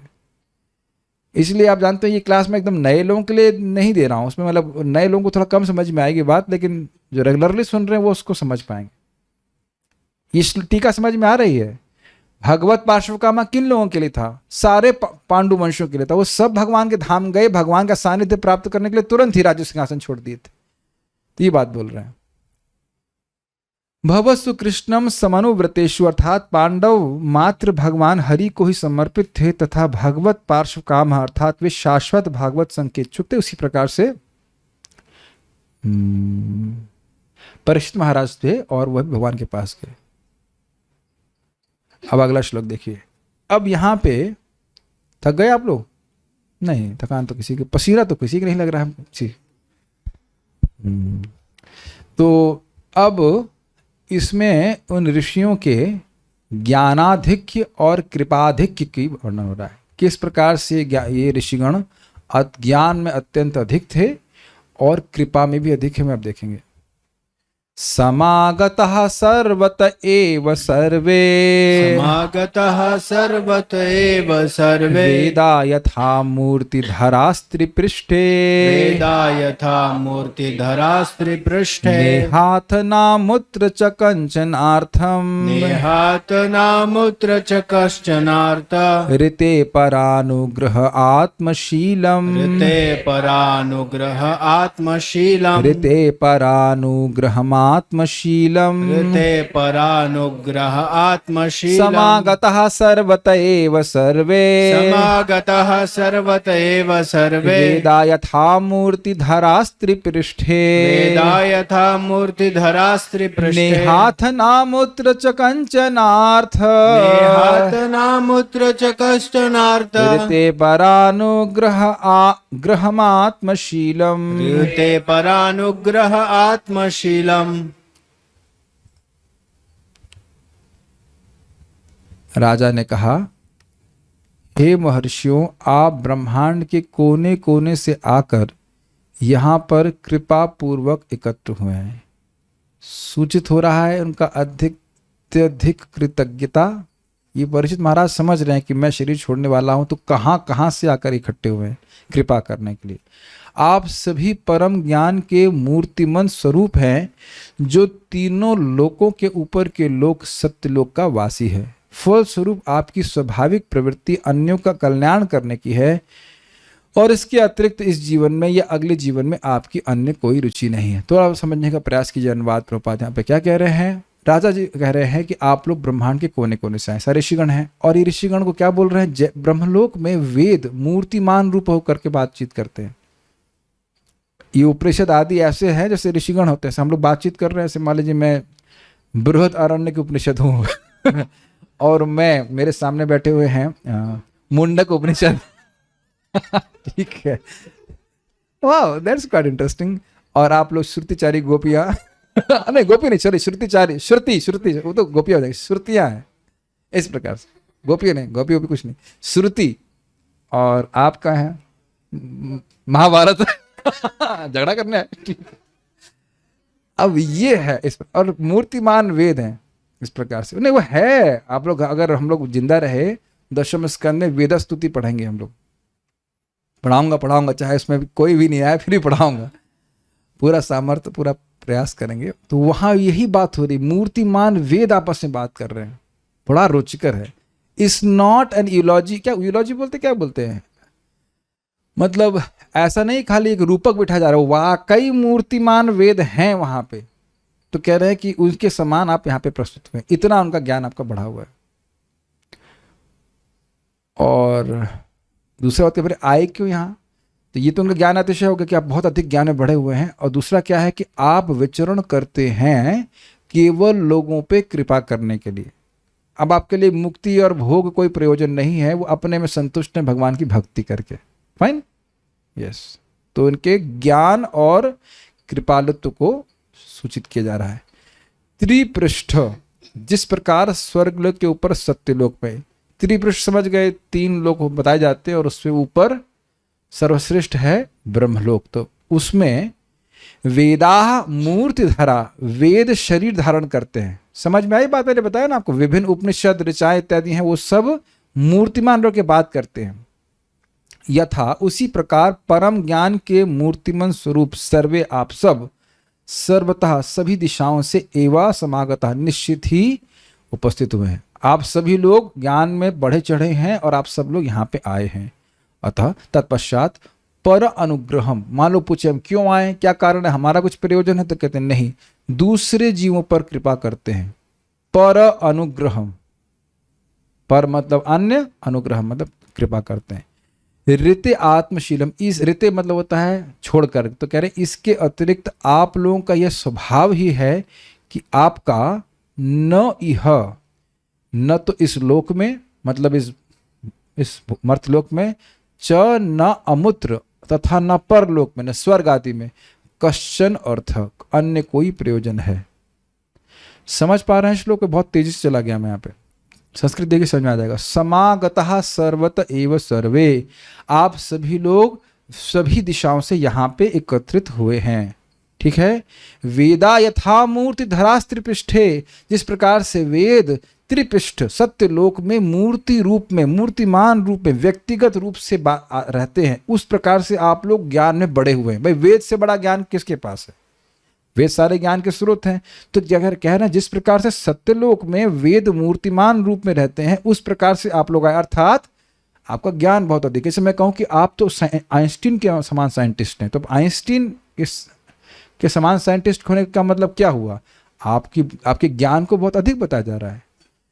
समझ पा रहे हैं? तो उसी तरह से कह रहे हैं कि वैसे वेद मूर्तिमान रूप से ब्रह्मलोक में रहते हैं, उस प्रकार से आप सब लोग हैं, यानी कि ज्ञान में बहुत अधिक बढ़े हुए हैं। न इह अथ ना अमुत्र, इह मतलब इस जगत में, पृथ्वीलोक में, अमुत्र मतलब स्वर्ग आदि में, न कंचनार्थम, आपका कोई अर्थ नहीं है जिसको साधने के लिए आप घूम रहे हो। पूछ सकते हैं ना कि भाई हम आए क्यों यहाँ, जरूर आपसे कुछ लेने आए होंगे, ऐसा कुछ हो, तो कहते हैं नहीं नहीं नहीं, आपका कुछ इसमें कुछ खुद अपना प्रयोजन नहीं है। तो कहते हैं ऋते परानुग्रह आत्मशीलम, ऋते परा अनुग्रह, दूसरों पे कृपा करने के अतिरिक्त आपका और कोई कारण नहीं है इस प्रकार से आने का, यानी कि आप मुझ पे कृपा करने के लिए ही आए हैं, ये अर्थ है। ठीक है।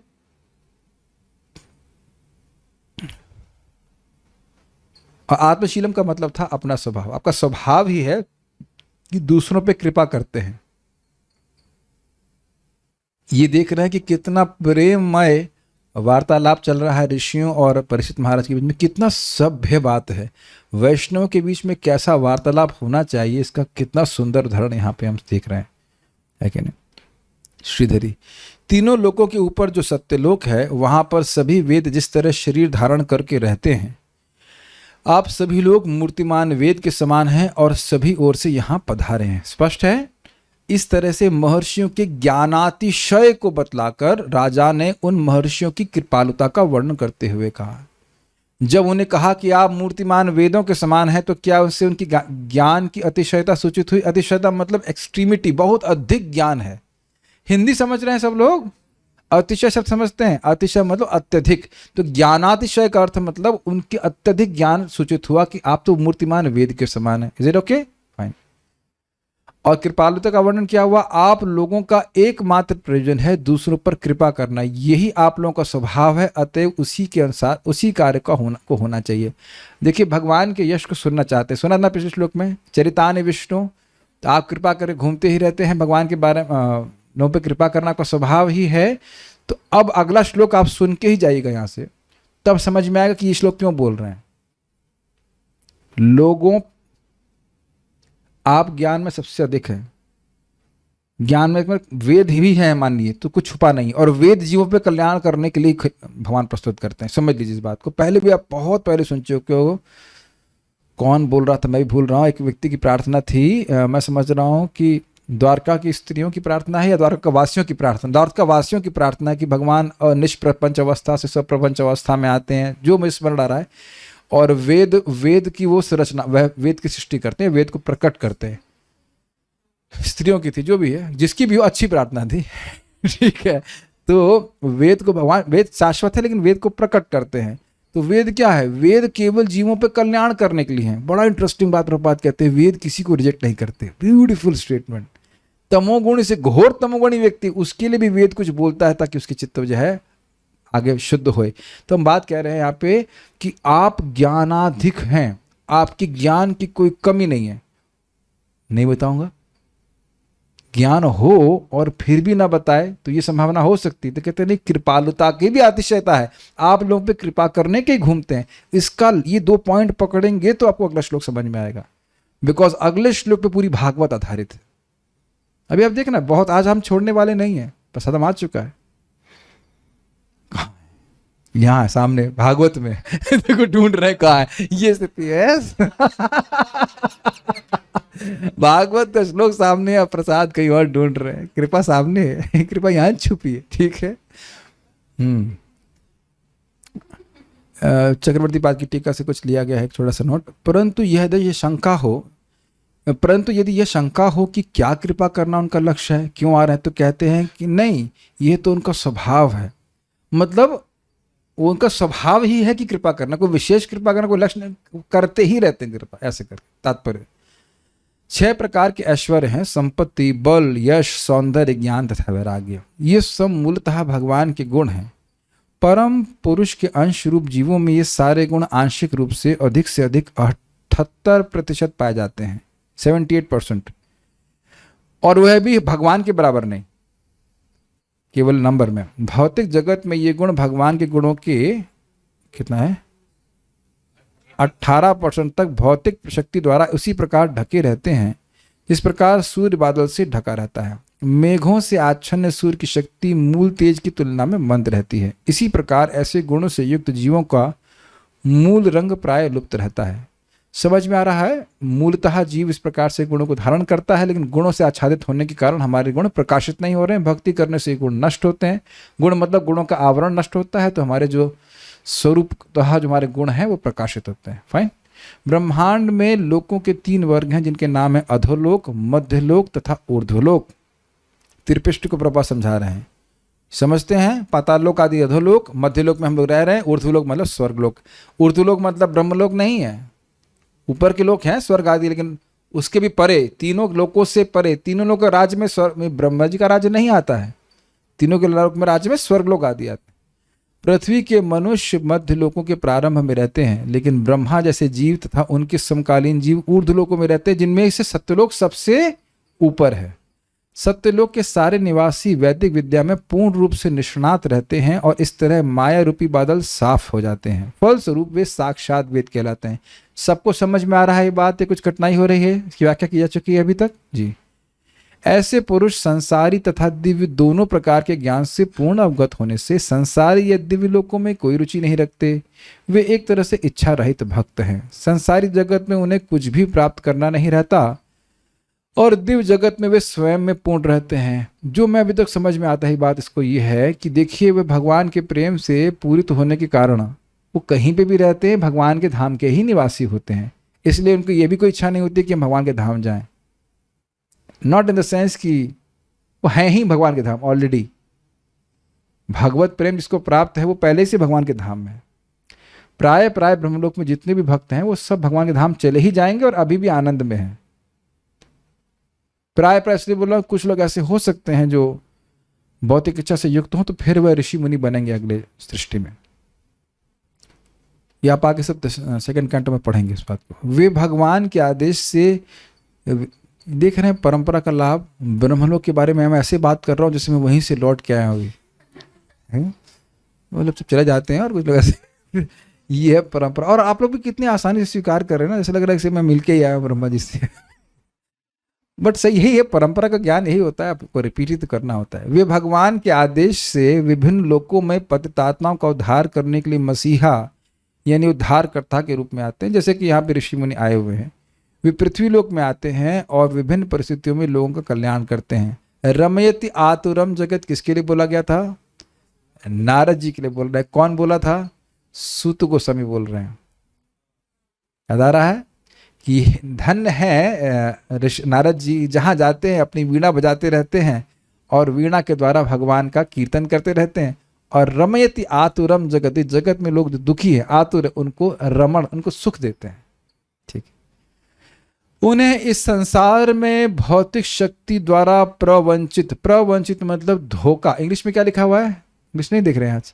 वंचना का मतलब होता है धोखा देना। सड़ रहे पतित आत्माओं का उद्धार करने के अतिरिक्त अन्य कोई कार्य नहीं होता। क्या ये हमारा वर्णन हो रहा है? अच्छा, do we feel like this or we feel very good about us? I am good, you are good. No, we are rotting. We are rotting means rotting in this material body. इसके लिए तो स्नान करना ही sufficient है। क्या इसे बोला जाए बताइए? कोई व्यक्ति सड़ रहा हो और वह अपने पे अहंकार करे कि मैं कितना सुंदर लगता हूं, मैं बहुत टैलेंटेड हूं, अब उसकी मूर्खता का क्या वर्णन किया जाए? हंस लो बेटा, हंस लो, लेकिन हम लोग अपने पे ही सोच रहे हैं। मैं हाथ नहीं खड़ा करवाऊंगा, लेकिन कुछ लोगों का विचार जरूर हो कि बहुत सुंदर दिखते हैं, या और कुछ गुण हो कि हम ये बहुत अच्छा कर लेते हैं इत्यादि इत्यादि। बट प्रभुपाद जी को एक व्यक्ति आके बोला इस तरह से, Prabhupada I am most fallen. Prabhupada बोले you are not the most anything, you are just insignificant। फिर भी इस प्रकार से महान भक्त आते हैं और उद्धार करते हैं। हम आज का आखिरी श्लोक लेंगे, बहुत अच्छा श्लोक है और इसके ऊपर ही श्रीमद् भागवतम आधारित है, तो इसको बिना बताए कैसे छोड़ा जाए। आप लोग ज्ञान में अतिशय बड़े हुए हैं, आप लोग कृपा करते हैं, इसलिए पूछ रहा हूं कि सारे जो ड्यूटीज कर्तव्य करने बहुत जरूरी हैं, कर्तव्य जो सभी के लिए हों और स्पेशली जो मरने वाला हो उसके लिए सबसे महत्वपूर्ण कर्तव्य क्या है। इस प्रश्न को हम बताए बिना नहीं छोड़ सकते। दो प्रश्न हैं, सभी के लिए सबसे महत्वपूर्ण कर्तव्य क्या है और जो मरने वाला है स्पेशली उसके लिए क्या सबसे महत्वपूर्ण कर्तव्य। देखिए श्रीमद् भागवतम में प्रश्न समझेंगे तो रुचि बनेगी आगे बात क्या हो रही। प्लीज चैंट आफ्टर में। ततश्च वह पृच्छयमं विपृच्छे, ततश्च वः पृच्छयमिं विपृच्छे, विश्रभ्य विप्राइति कृत्यतात, विश्रभ्य विप्रा इति कृत्यतायाम। विश्रव्य विप्रा इति कृत्यतायाम। माइक आवाज क्यों नहीं आ रही? विश्रभ्य विप्रा इति कृत्यतायाम। विश्रव्य विप्रा इति कृत्यतायाम। सर्वात्मना म्रियमाणश्च कृत्यम्। सर्वात्मना म्रियमाणश्च कृत्यम्। शुद्धं च तत्रामृषताभियुक्ता। शुद्धं च तत्रामृषताभियुक्तः। ततश्च वः पृच्छयमिमं विपृच्छे। ततश्च वः पृच्छयमिं विपृच्छे। विश्रभ्य विप्रा इति कृत्यतायाम्। विश्रव्य विप्रा इति कृत्यतायाम्। सर्वात्मना म्रियमाणश्च कृत्यम्। सर्वात्मना म्रियमाणश्च कृत्यम्। शुद्धं च तत्रामृषताभियुक्ताः। शुद्धं च तत्रामृषताभियुक्तः। बहुत अच्छा श्लोक है। हे विश्वास पात्र ब्राह्मणों, देखिए एक एक बात कितनी लोडेड है। हम आप पे ज्ञान आपका अधिक है, कृपालु है, इसलिए पूर्ण विश्वास है कि आप सही बात बोलेंगे। अब मैं अपने वर्तमान कर्तव्य के विषय में पूछ रहा हूं। अब जब मेरे पास अब कोई ऑप्शन नहीं है, शरीर छोड़ना ही है। वेंटिलेटर में तो खैर नहीं है, लेकिन जो भी कह लीजिए, अब तो शरीर छोड़ना ही है। अब मैं असहाय हूं, अब मुझसे कोई वंचना नहीं की जाए। ऐसे वंचना करने वाले नहीं हैं। कहने का मतलब है कि अब मैं आपकी कृपा पे पूरी तरह आश्रित हूं। जैसे कहते हैं ना, क्या डू और डाई वाला होता है ना, I have no other shelter except your mercy, can you follow this. आपकी कृपा के अलावा मेरा कोई आश्रय नहीं है। अब मुझे क्या करना चाहिए? कृपया पूर्ण विचार विमर्श के पश्चात मुझे सभी परिस्थितियों में, हर परिस्थिति में, कल का वो शब्द मेरे दिमाग में घूम रहा है, और भी तो कर्तव्य हैं। अब आप देखिए प्रश्न क्या बोल रहे हैं। हम कोई कटाक्ष नहीं करें, कई बार आता है मन, और भी तो कर्तव्य, ग्रेजुएशन भी तो कर लेना चाहिए, इत्यादि इत्यादि। सभी परिस्थितियों में हर एक के कर्तव्य के विषय में दिमाग में घुसाइए। प्रसाद लेने से पहले पूछा जाएगा ये। सभी परिस्थितियों में हर एक के कर्तव्य के विषय में। कर्तव्य मतलब इज ड्यूटी, क्या करना चाहिए। और विशेष रूप से जो तुरंत मरने वाला हो, मरणासन, उसके कर्तव्य के विषय बताइए। प्रश्न समझ में आ रहा है? किसी भी सब परिस्थितियों में, अब बच्चा है, पढ़ रहा है, नहीं पढ़ रहा है, या गृहस्थ है, वानप्रस्थ है, सन्यासी है, माता जी, प्रभु जी, बच्चा, कुछ भी है, ये सारी परिस्थितियां इसमें जोड़ लीजिए। और हर एक के कर्तव्य क्या उसे करना चाहिए। और विशेष रूप से जो तुरंत मरने वाला हो, ये हम लोग को एक्सक्लूड कर रहा है। हम लोग तुरंत नहीं मरने वाला है। यह भी आप नहीं कह सकते कि हम लोग कब मरने वाले हैं। ये बात तो कई बार सुन चुके हैं, इसकी व्याख्या नहीं करेंगे। तथा इस प्रकार विप्राह, हे ब्राह्मणों, वह मतलब होता आप पर, विश्रभ्य, विश्वास करके, पृच्छमा, पूछा जाने योग्य, इमम विप्रच्छे, यह पूछ रहा हूं। बड़ा सुंदर शब्द है पृच्छयम, ये जिसे पूछा जाना चाहिए। दुनिया में हम कितनी बातें पूछते हैं, लेकिन उससे ना हमारा हित होता है, ना सामने वाले का हित होता है, किसी भी तरह से हित नहीं होता है। तो क्या बड़ा ही सोच कर परीक्षित महाराज प्रश्न कर रहे हैं। देखिए, केवल अपने ही बारे में नहीं पूछ रहे हैं, सभी के लोगों के बारे में पूछ रहे, सबका हित हो जाए। इति कृत्यतायाम, इस प्रकार विभिन्न कर्तव्यों में से। इसका अर्थ क्या है? इति कृत्यता मतलब ये करो, वो करो, तुम्हें ये करना चाहिए, तुम्हें वो करना चाहिए। जिंदगी में इसके अलावा सुना क्या है बताइए आपने, और इसी के अनुसार कार्य कर रहे हैं। Do you agree? जोर से बोलो। बीटेक बीटेक बीटेक, हाँ ठीक, बीटेक, एमएससी या वट एवर, ग्रेजुएशन, ऐसे बोल बोल करके हमारे विभिन्न कर्तव्य निर्धारित कर किए जाते हैं, या तो अन्यों के द्वारा या our own self created duties.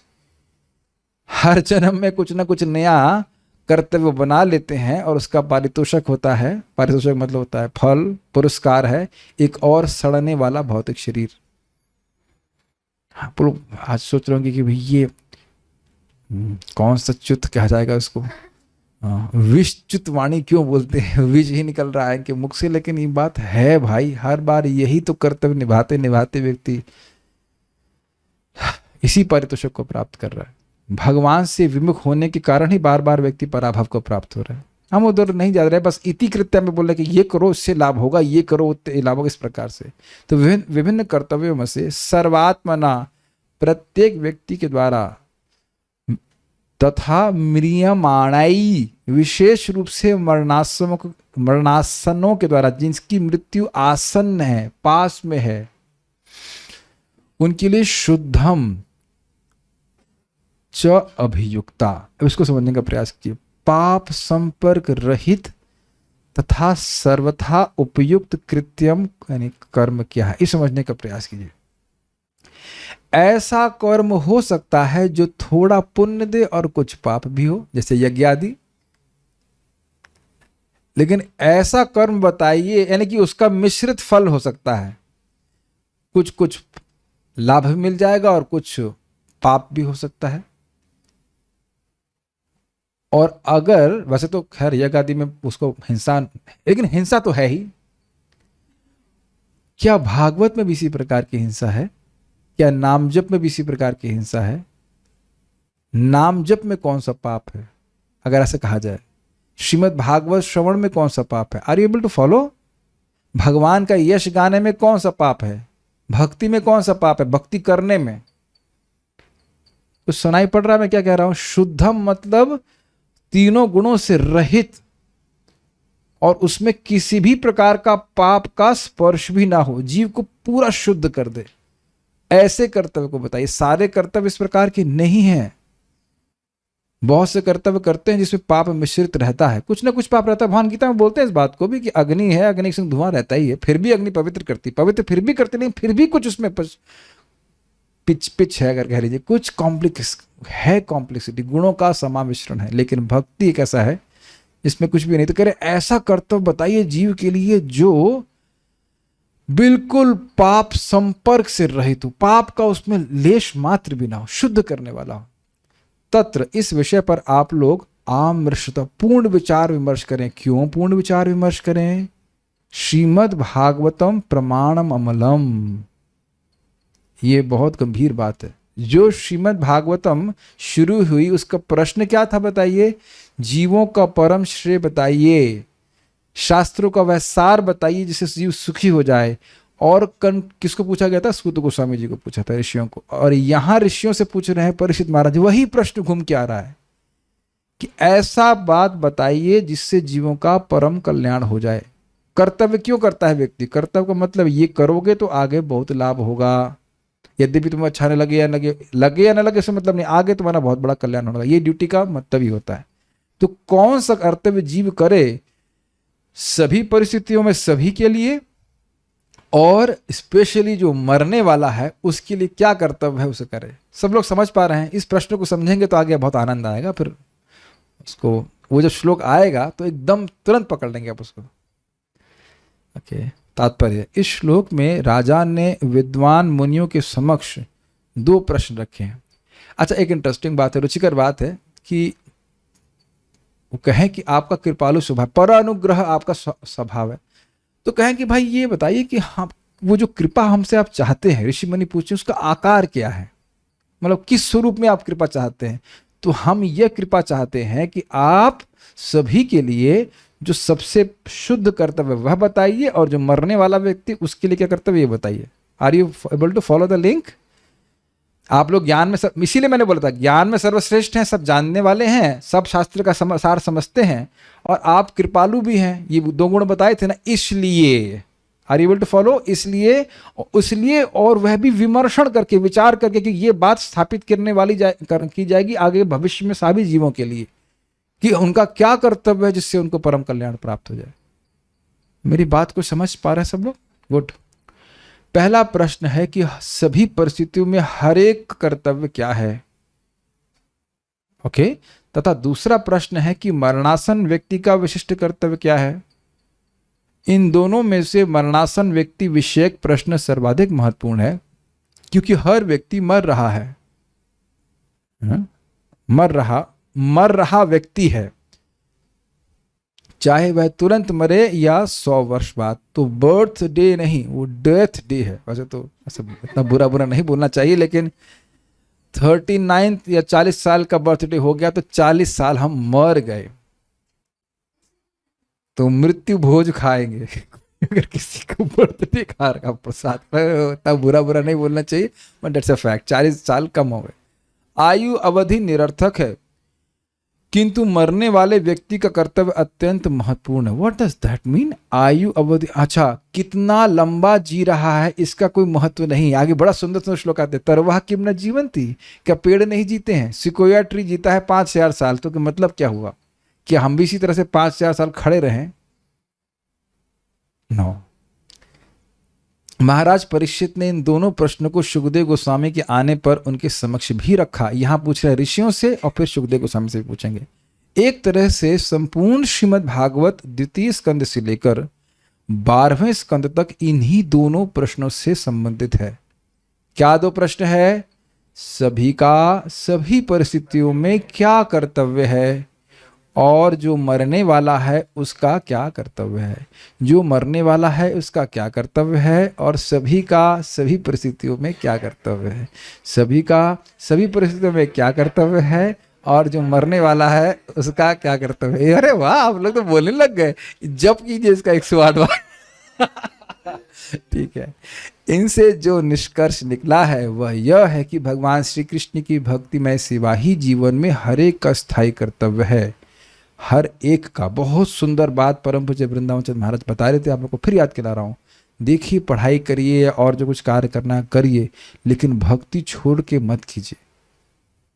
ये नहीं कि भक्ति को छोड़ करके करें। अब आपको कहेंगे इस बात क्यों बोल रहा हूं? आज ही एक भक्त को हम बोल रहे थे कि आप इतना अच्छे से भक्ति करते थे, one of my best student, बहुत अच्छे स्टूडेंट थे, ऐसा कैसे कर रहे हैं कि आपका भजन एकदम डाउन हो गया?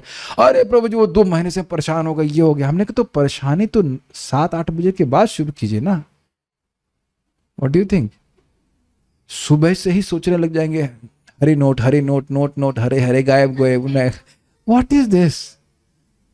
और वो भी करना है तो हरे कृष्ण मंत्र बोलते हुए करे, हरे कृष्ण कृष्ण कृष्ण हरे हरे हरे राम राम। रोइए तो भी हरे कृष्ण मंत्र करके। भले आप भगवान के लिए नहीं रो रहे हैं, नोट के लिए रो रहे हैं, फिर भी Hare Krishna Krishna Krishna Hare Hare Hare Ram Ram Ram. This should not go away. इतनी बुद्धि होनी चाहिए कि भजन, क्योंकि जो समय गया सो गया। पहली बात तो पैसा लेके पैदा नहीं हुए थे, पैसा गया। जो चीज लेके नहीं पैदा हुई वो चली गई, फाइन, अच्छा। और उसके लिए रो रहा है, और वो समय चला गया जो भजन के बिना रह गया। इसका बहुत बड़ा नुकसान है। So are you able to follow this? दुख में सुख में ऊपर नीचे, आदमी भक्त को बता रहा सब आएगा, उतार चढ़ाव, हार्ट ब्रेक्स। समझ रहे हैं? It can be various reasons. Job चला जाता है यार, बहुत सारे कारण होते हैं, सब जानते हैं किस लिए होते हैं, वो सब होंगे। सब हंस रहे हैं। होंगे भाई, होंगे, हंस लो। जिसका नहीं हुआ उसका भी होगा। सबके हर तरह के होते हैं, कठिनाई परेशानी दुख शोक लाभ सब होगा। Never give up chanting Hare Krishna mantra. We will be super stupid if you are doing that. क्यों? आज एक बात मेरे को बताइए, आप जिन बातों पे आज आप रो रहे हैं, क्या 20 साल बाद भी रोएंगे? मैं समझता हूं माता जी लोग अपनी गुड़ियों के टूट जाने पर रोई होंगी। बचपन कभी रोई हैं इस तरह से? यहाँ सब आत्म साक्षात्कार ही पैदा हुआ है, क्या करें। क्रिकेट का मैच लूज होने पे दुख नहीं हुआ अभी भी। ये लोग ईमानदार हैं, सब झूठ बोलने वाले। तो अब आप देखो, ये नंबर कभी कम आ गए का तो दुखी हो जाते थे। अब कितना दुख होते हैं? कुछ नहीं होते, है कि नहीं? उसको कितना महत्वपूर्ण लगता था, तो कुछ भी महत्वपूर्ण नहीं है। महत्वपूर्ण केवल ये है कि हम कृष्ण का भजन कर रहे हैं। हर भक्त खुश होगा कि जब आप भक्तों का संपर्क किए, शायद आपको दिन भी याद हो कि आप, या एटलीस्ट स्थिति याद हो कि भक्तों का संपर्क किया, आपको भक्ति का एक मौका मिल गया है। This was the only thing which is very significant in life. याद है वो आपको वो मेडल नहीं, आजकल क्या होता है, कप मिला था, याद है आपको? अभी याद करा रहा हूं तो याद होगा ना, पता नहीं। Make sense to you? I am just saying कि उस तरह के रिवॉर्ड्स उपलक्षण से क्यों भी आप पकड़ लीजिए, उसका कोई महत्व नहीं है। और इसलिए ऐसे रिवॉर्ड्स को प्राप्त करने में अपने जीवन को व्यर्थ करना व्यर्थ ही है। प्रभुपाद बोलते हैं useless waste of time, as if waste of time can be useful also. तो इसलिए इस कह रहे हैं कि क्या कर्तव्य व्यक्ति करना चाहिए, जिसकी पुष्टि भगवान ने भगवद गीता के अंतिम अंशों में की है। क्या अंतिम अंश है? मनमना भव मद भक्तो मद याजी माम नमस्कुरु मामेश से युक्त एवं प्रतिजाने प्रियो स्मित। यही 4 कार्य कर रहे हैं। भगवान का स्मरण करना है, भगवान का भक्त बनना है, भगवान की पूजा करनी है और भगवान को प्रणाम करना। ये सबसे बड़ा कर्तव्य है। प्रभुपाद उत्तर भी दे दिए। महाराज परीक्षित पहले से इस तथ्य से अवगत थे, लेकिन वे चाहते थे कि समागत महर्षिगण इस विषय में अपना निर्णय एक स्वर से दें, जिसमें वे किसी मतभेद के बिना अपना कर्तव्य सुनिश्चित कर सकें। उन्होंने शुद्ध शब्द का विशेष उल्लेख किया है। दिव्य अनुभूति ये आत्म साक्षात्कार के लिए विभिन्न दार्शनिकों ने अनेक विधियां बताई हैं। मतलब ये कर लो ये बहुत अच्छा है, वो कर लो ये बहुत अच्छा है। इनमें से कुछ प्रथम कोटि की हैं, कुछ द्वितीय कोटि की हैं और कुछ तृतीय कोटि की हैं। सर्वोत्तम विधि में अपेक्षा की गई है कि मनुष्य अन्य सारी विधियों को त्याग कर भगवान के चरण कमलों की शरण ग्रहण करे और इस तरह संपूर्ण पापों एवं उनके फलों से बच जाए। देखिए थोड़ा समझ लीजिए, कर्मकांड क्या वाकई शुद्ध है? ना जी ना, बिल्कुल नहीं, स्वर्ग की प्राप्ति कराएगा, फिर नीचे गिर जाएंगे। ज्ञान कांड शुद्ध है? नहीं, वो तो और खतरनाक है। तार मध्य मोक्ष वांछा कैटा प्रधान, जहां होते कृष्ण भक्ति हो अंतर्धान। जहां इस तरह का वर्णन होने लग गया कि तुम मुक्त हो जाओ, भगवान बन जाओ इत्यादि, वो तो और फजीयत है। और अगर कोई अष्टांग योग कर रहा है और सिद्धि के मार्ग में चला गया तो और दिक्कत है। लेकिन भगवान की भक्ति का मार्ग ही ऐसा है जिसमें जीव का परम कल्याण होता है, तो उसको जानना चाहते हैं, जानते हैं, लेकिन फिर भी ऋषियों से क्यों पूछ रहे हैं? सत्यापित कराने के लिए। किसी के मन में कोई डाउट ना हो कि परीक्षित महाराज का ओपिनियन मात्र है, वह तो सारे ऋषियों के द्वारा सर्वसम्मत है। इसलिए कह रहे हैं आप सब लोग विमर्शन करके बोलिए, अर्थात आप लोगों का ओपिनियन कॉमन ओपिनियन माना जाएगा। ऐसा नहीं कि नारद जी कुछ बोल रहे हैं वशिष्ठ जी कहेंगे आई हैव एन ऑब्जेक्शन, हम इसको नहीं मानते हैं। अत्रि कहे नहीं हमारा कुछ और विचार है। नहीं, मजाक में बोल रहा हूं, मतलब सारे लोग मिल करके नहीं भाई भगवत भजन ही सर्वश्रेष्ठ है, ये बात स्थापित की जाएगी। इतने में ही आएंगे हमारे सुखदेव गोस्वामी। कल हम सुखदेव गोस्वामी से मिलेंगे। We'll stop here. I'll just see if there are some questions or comments.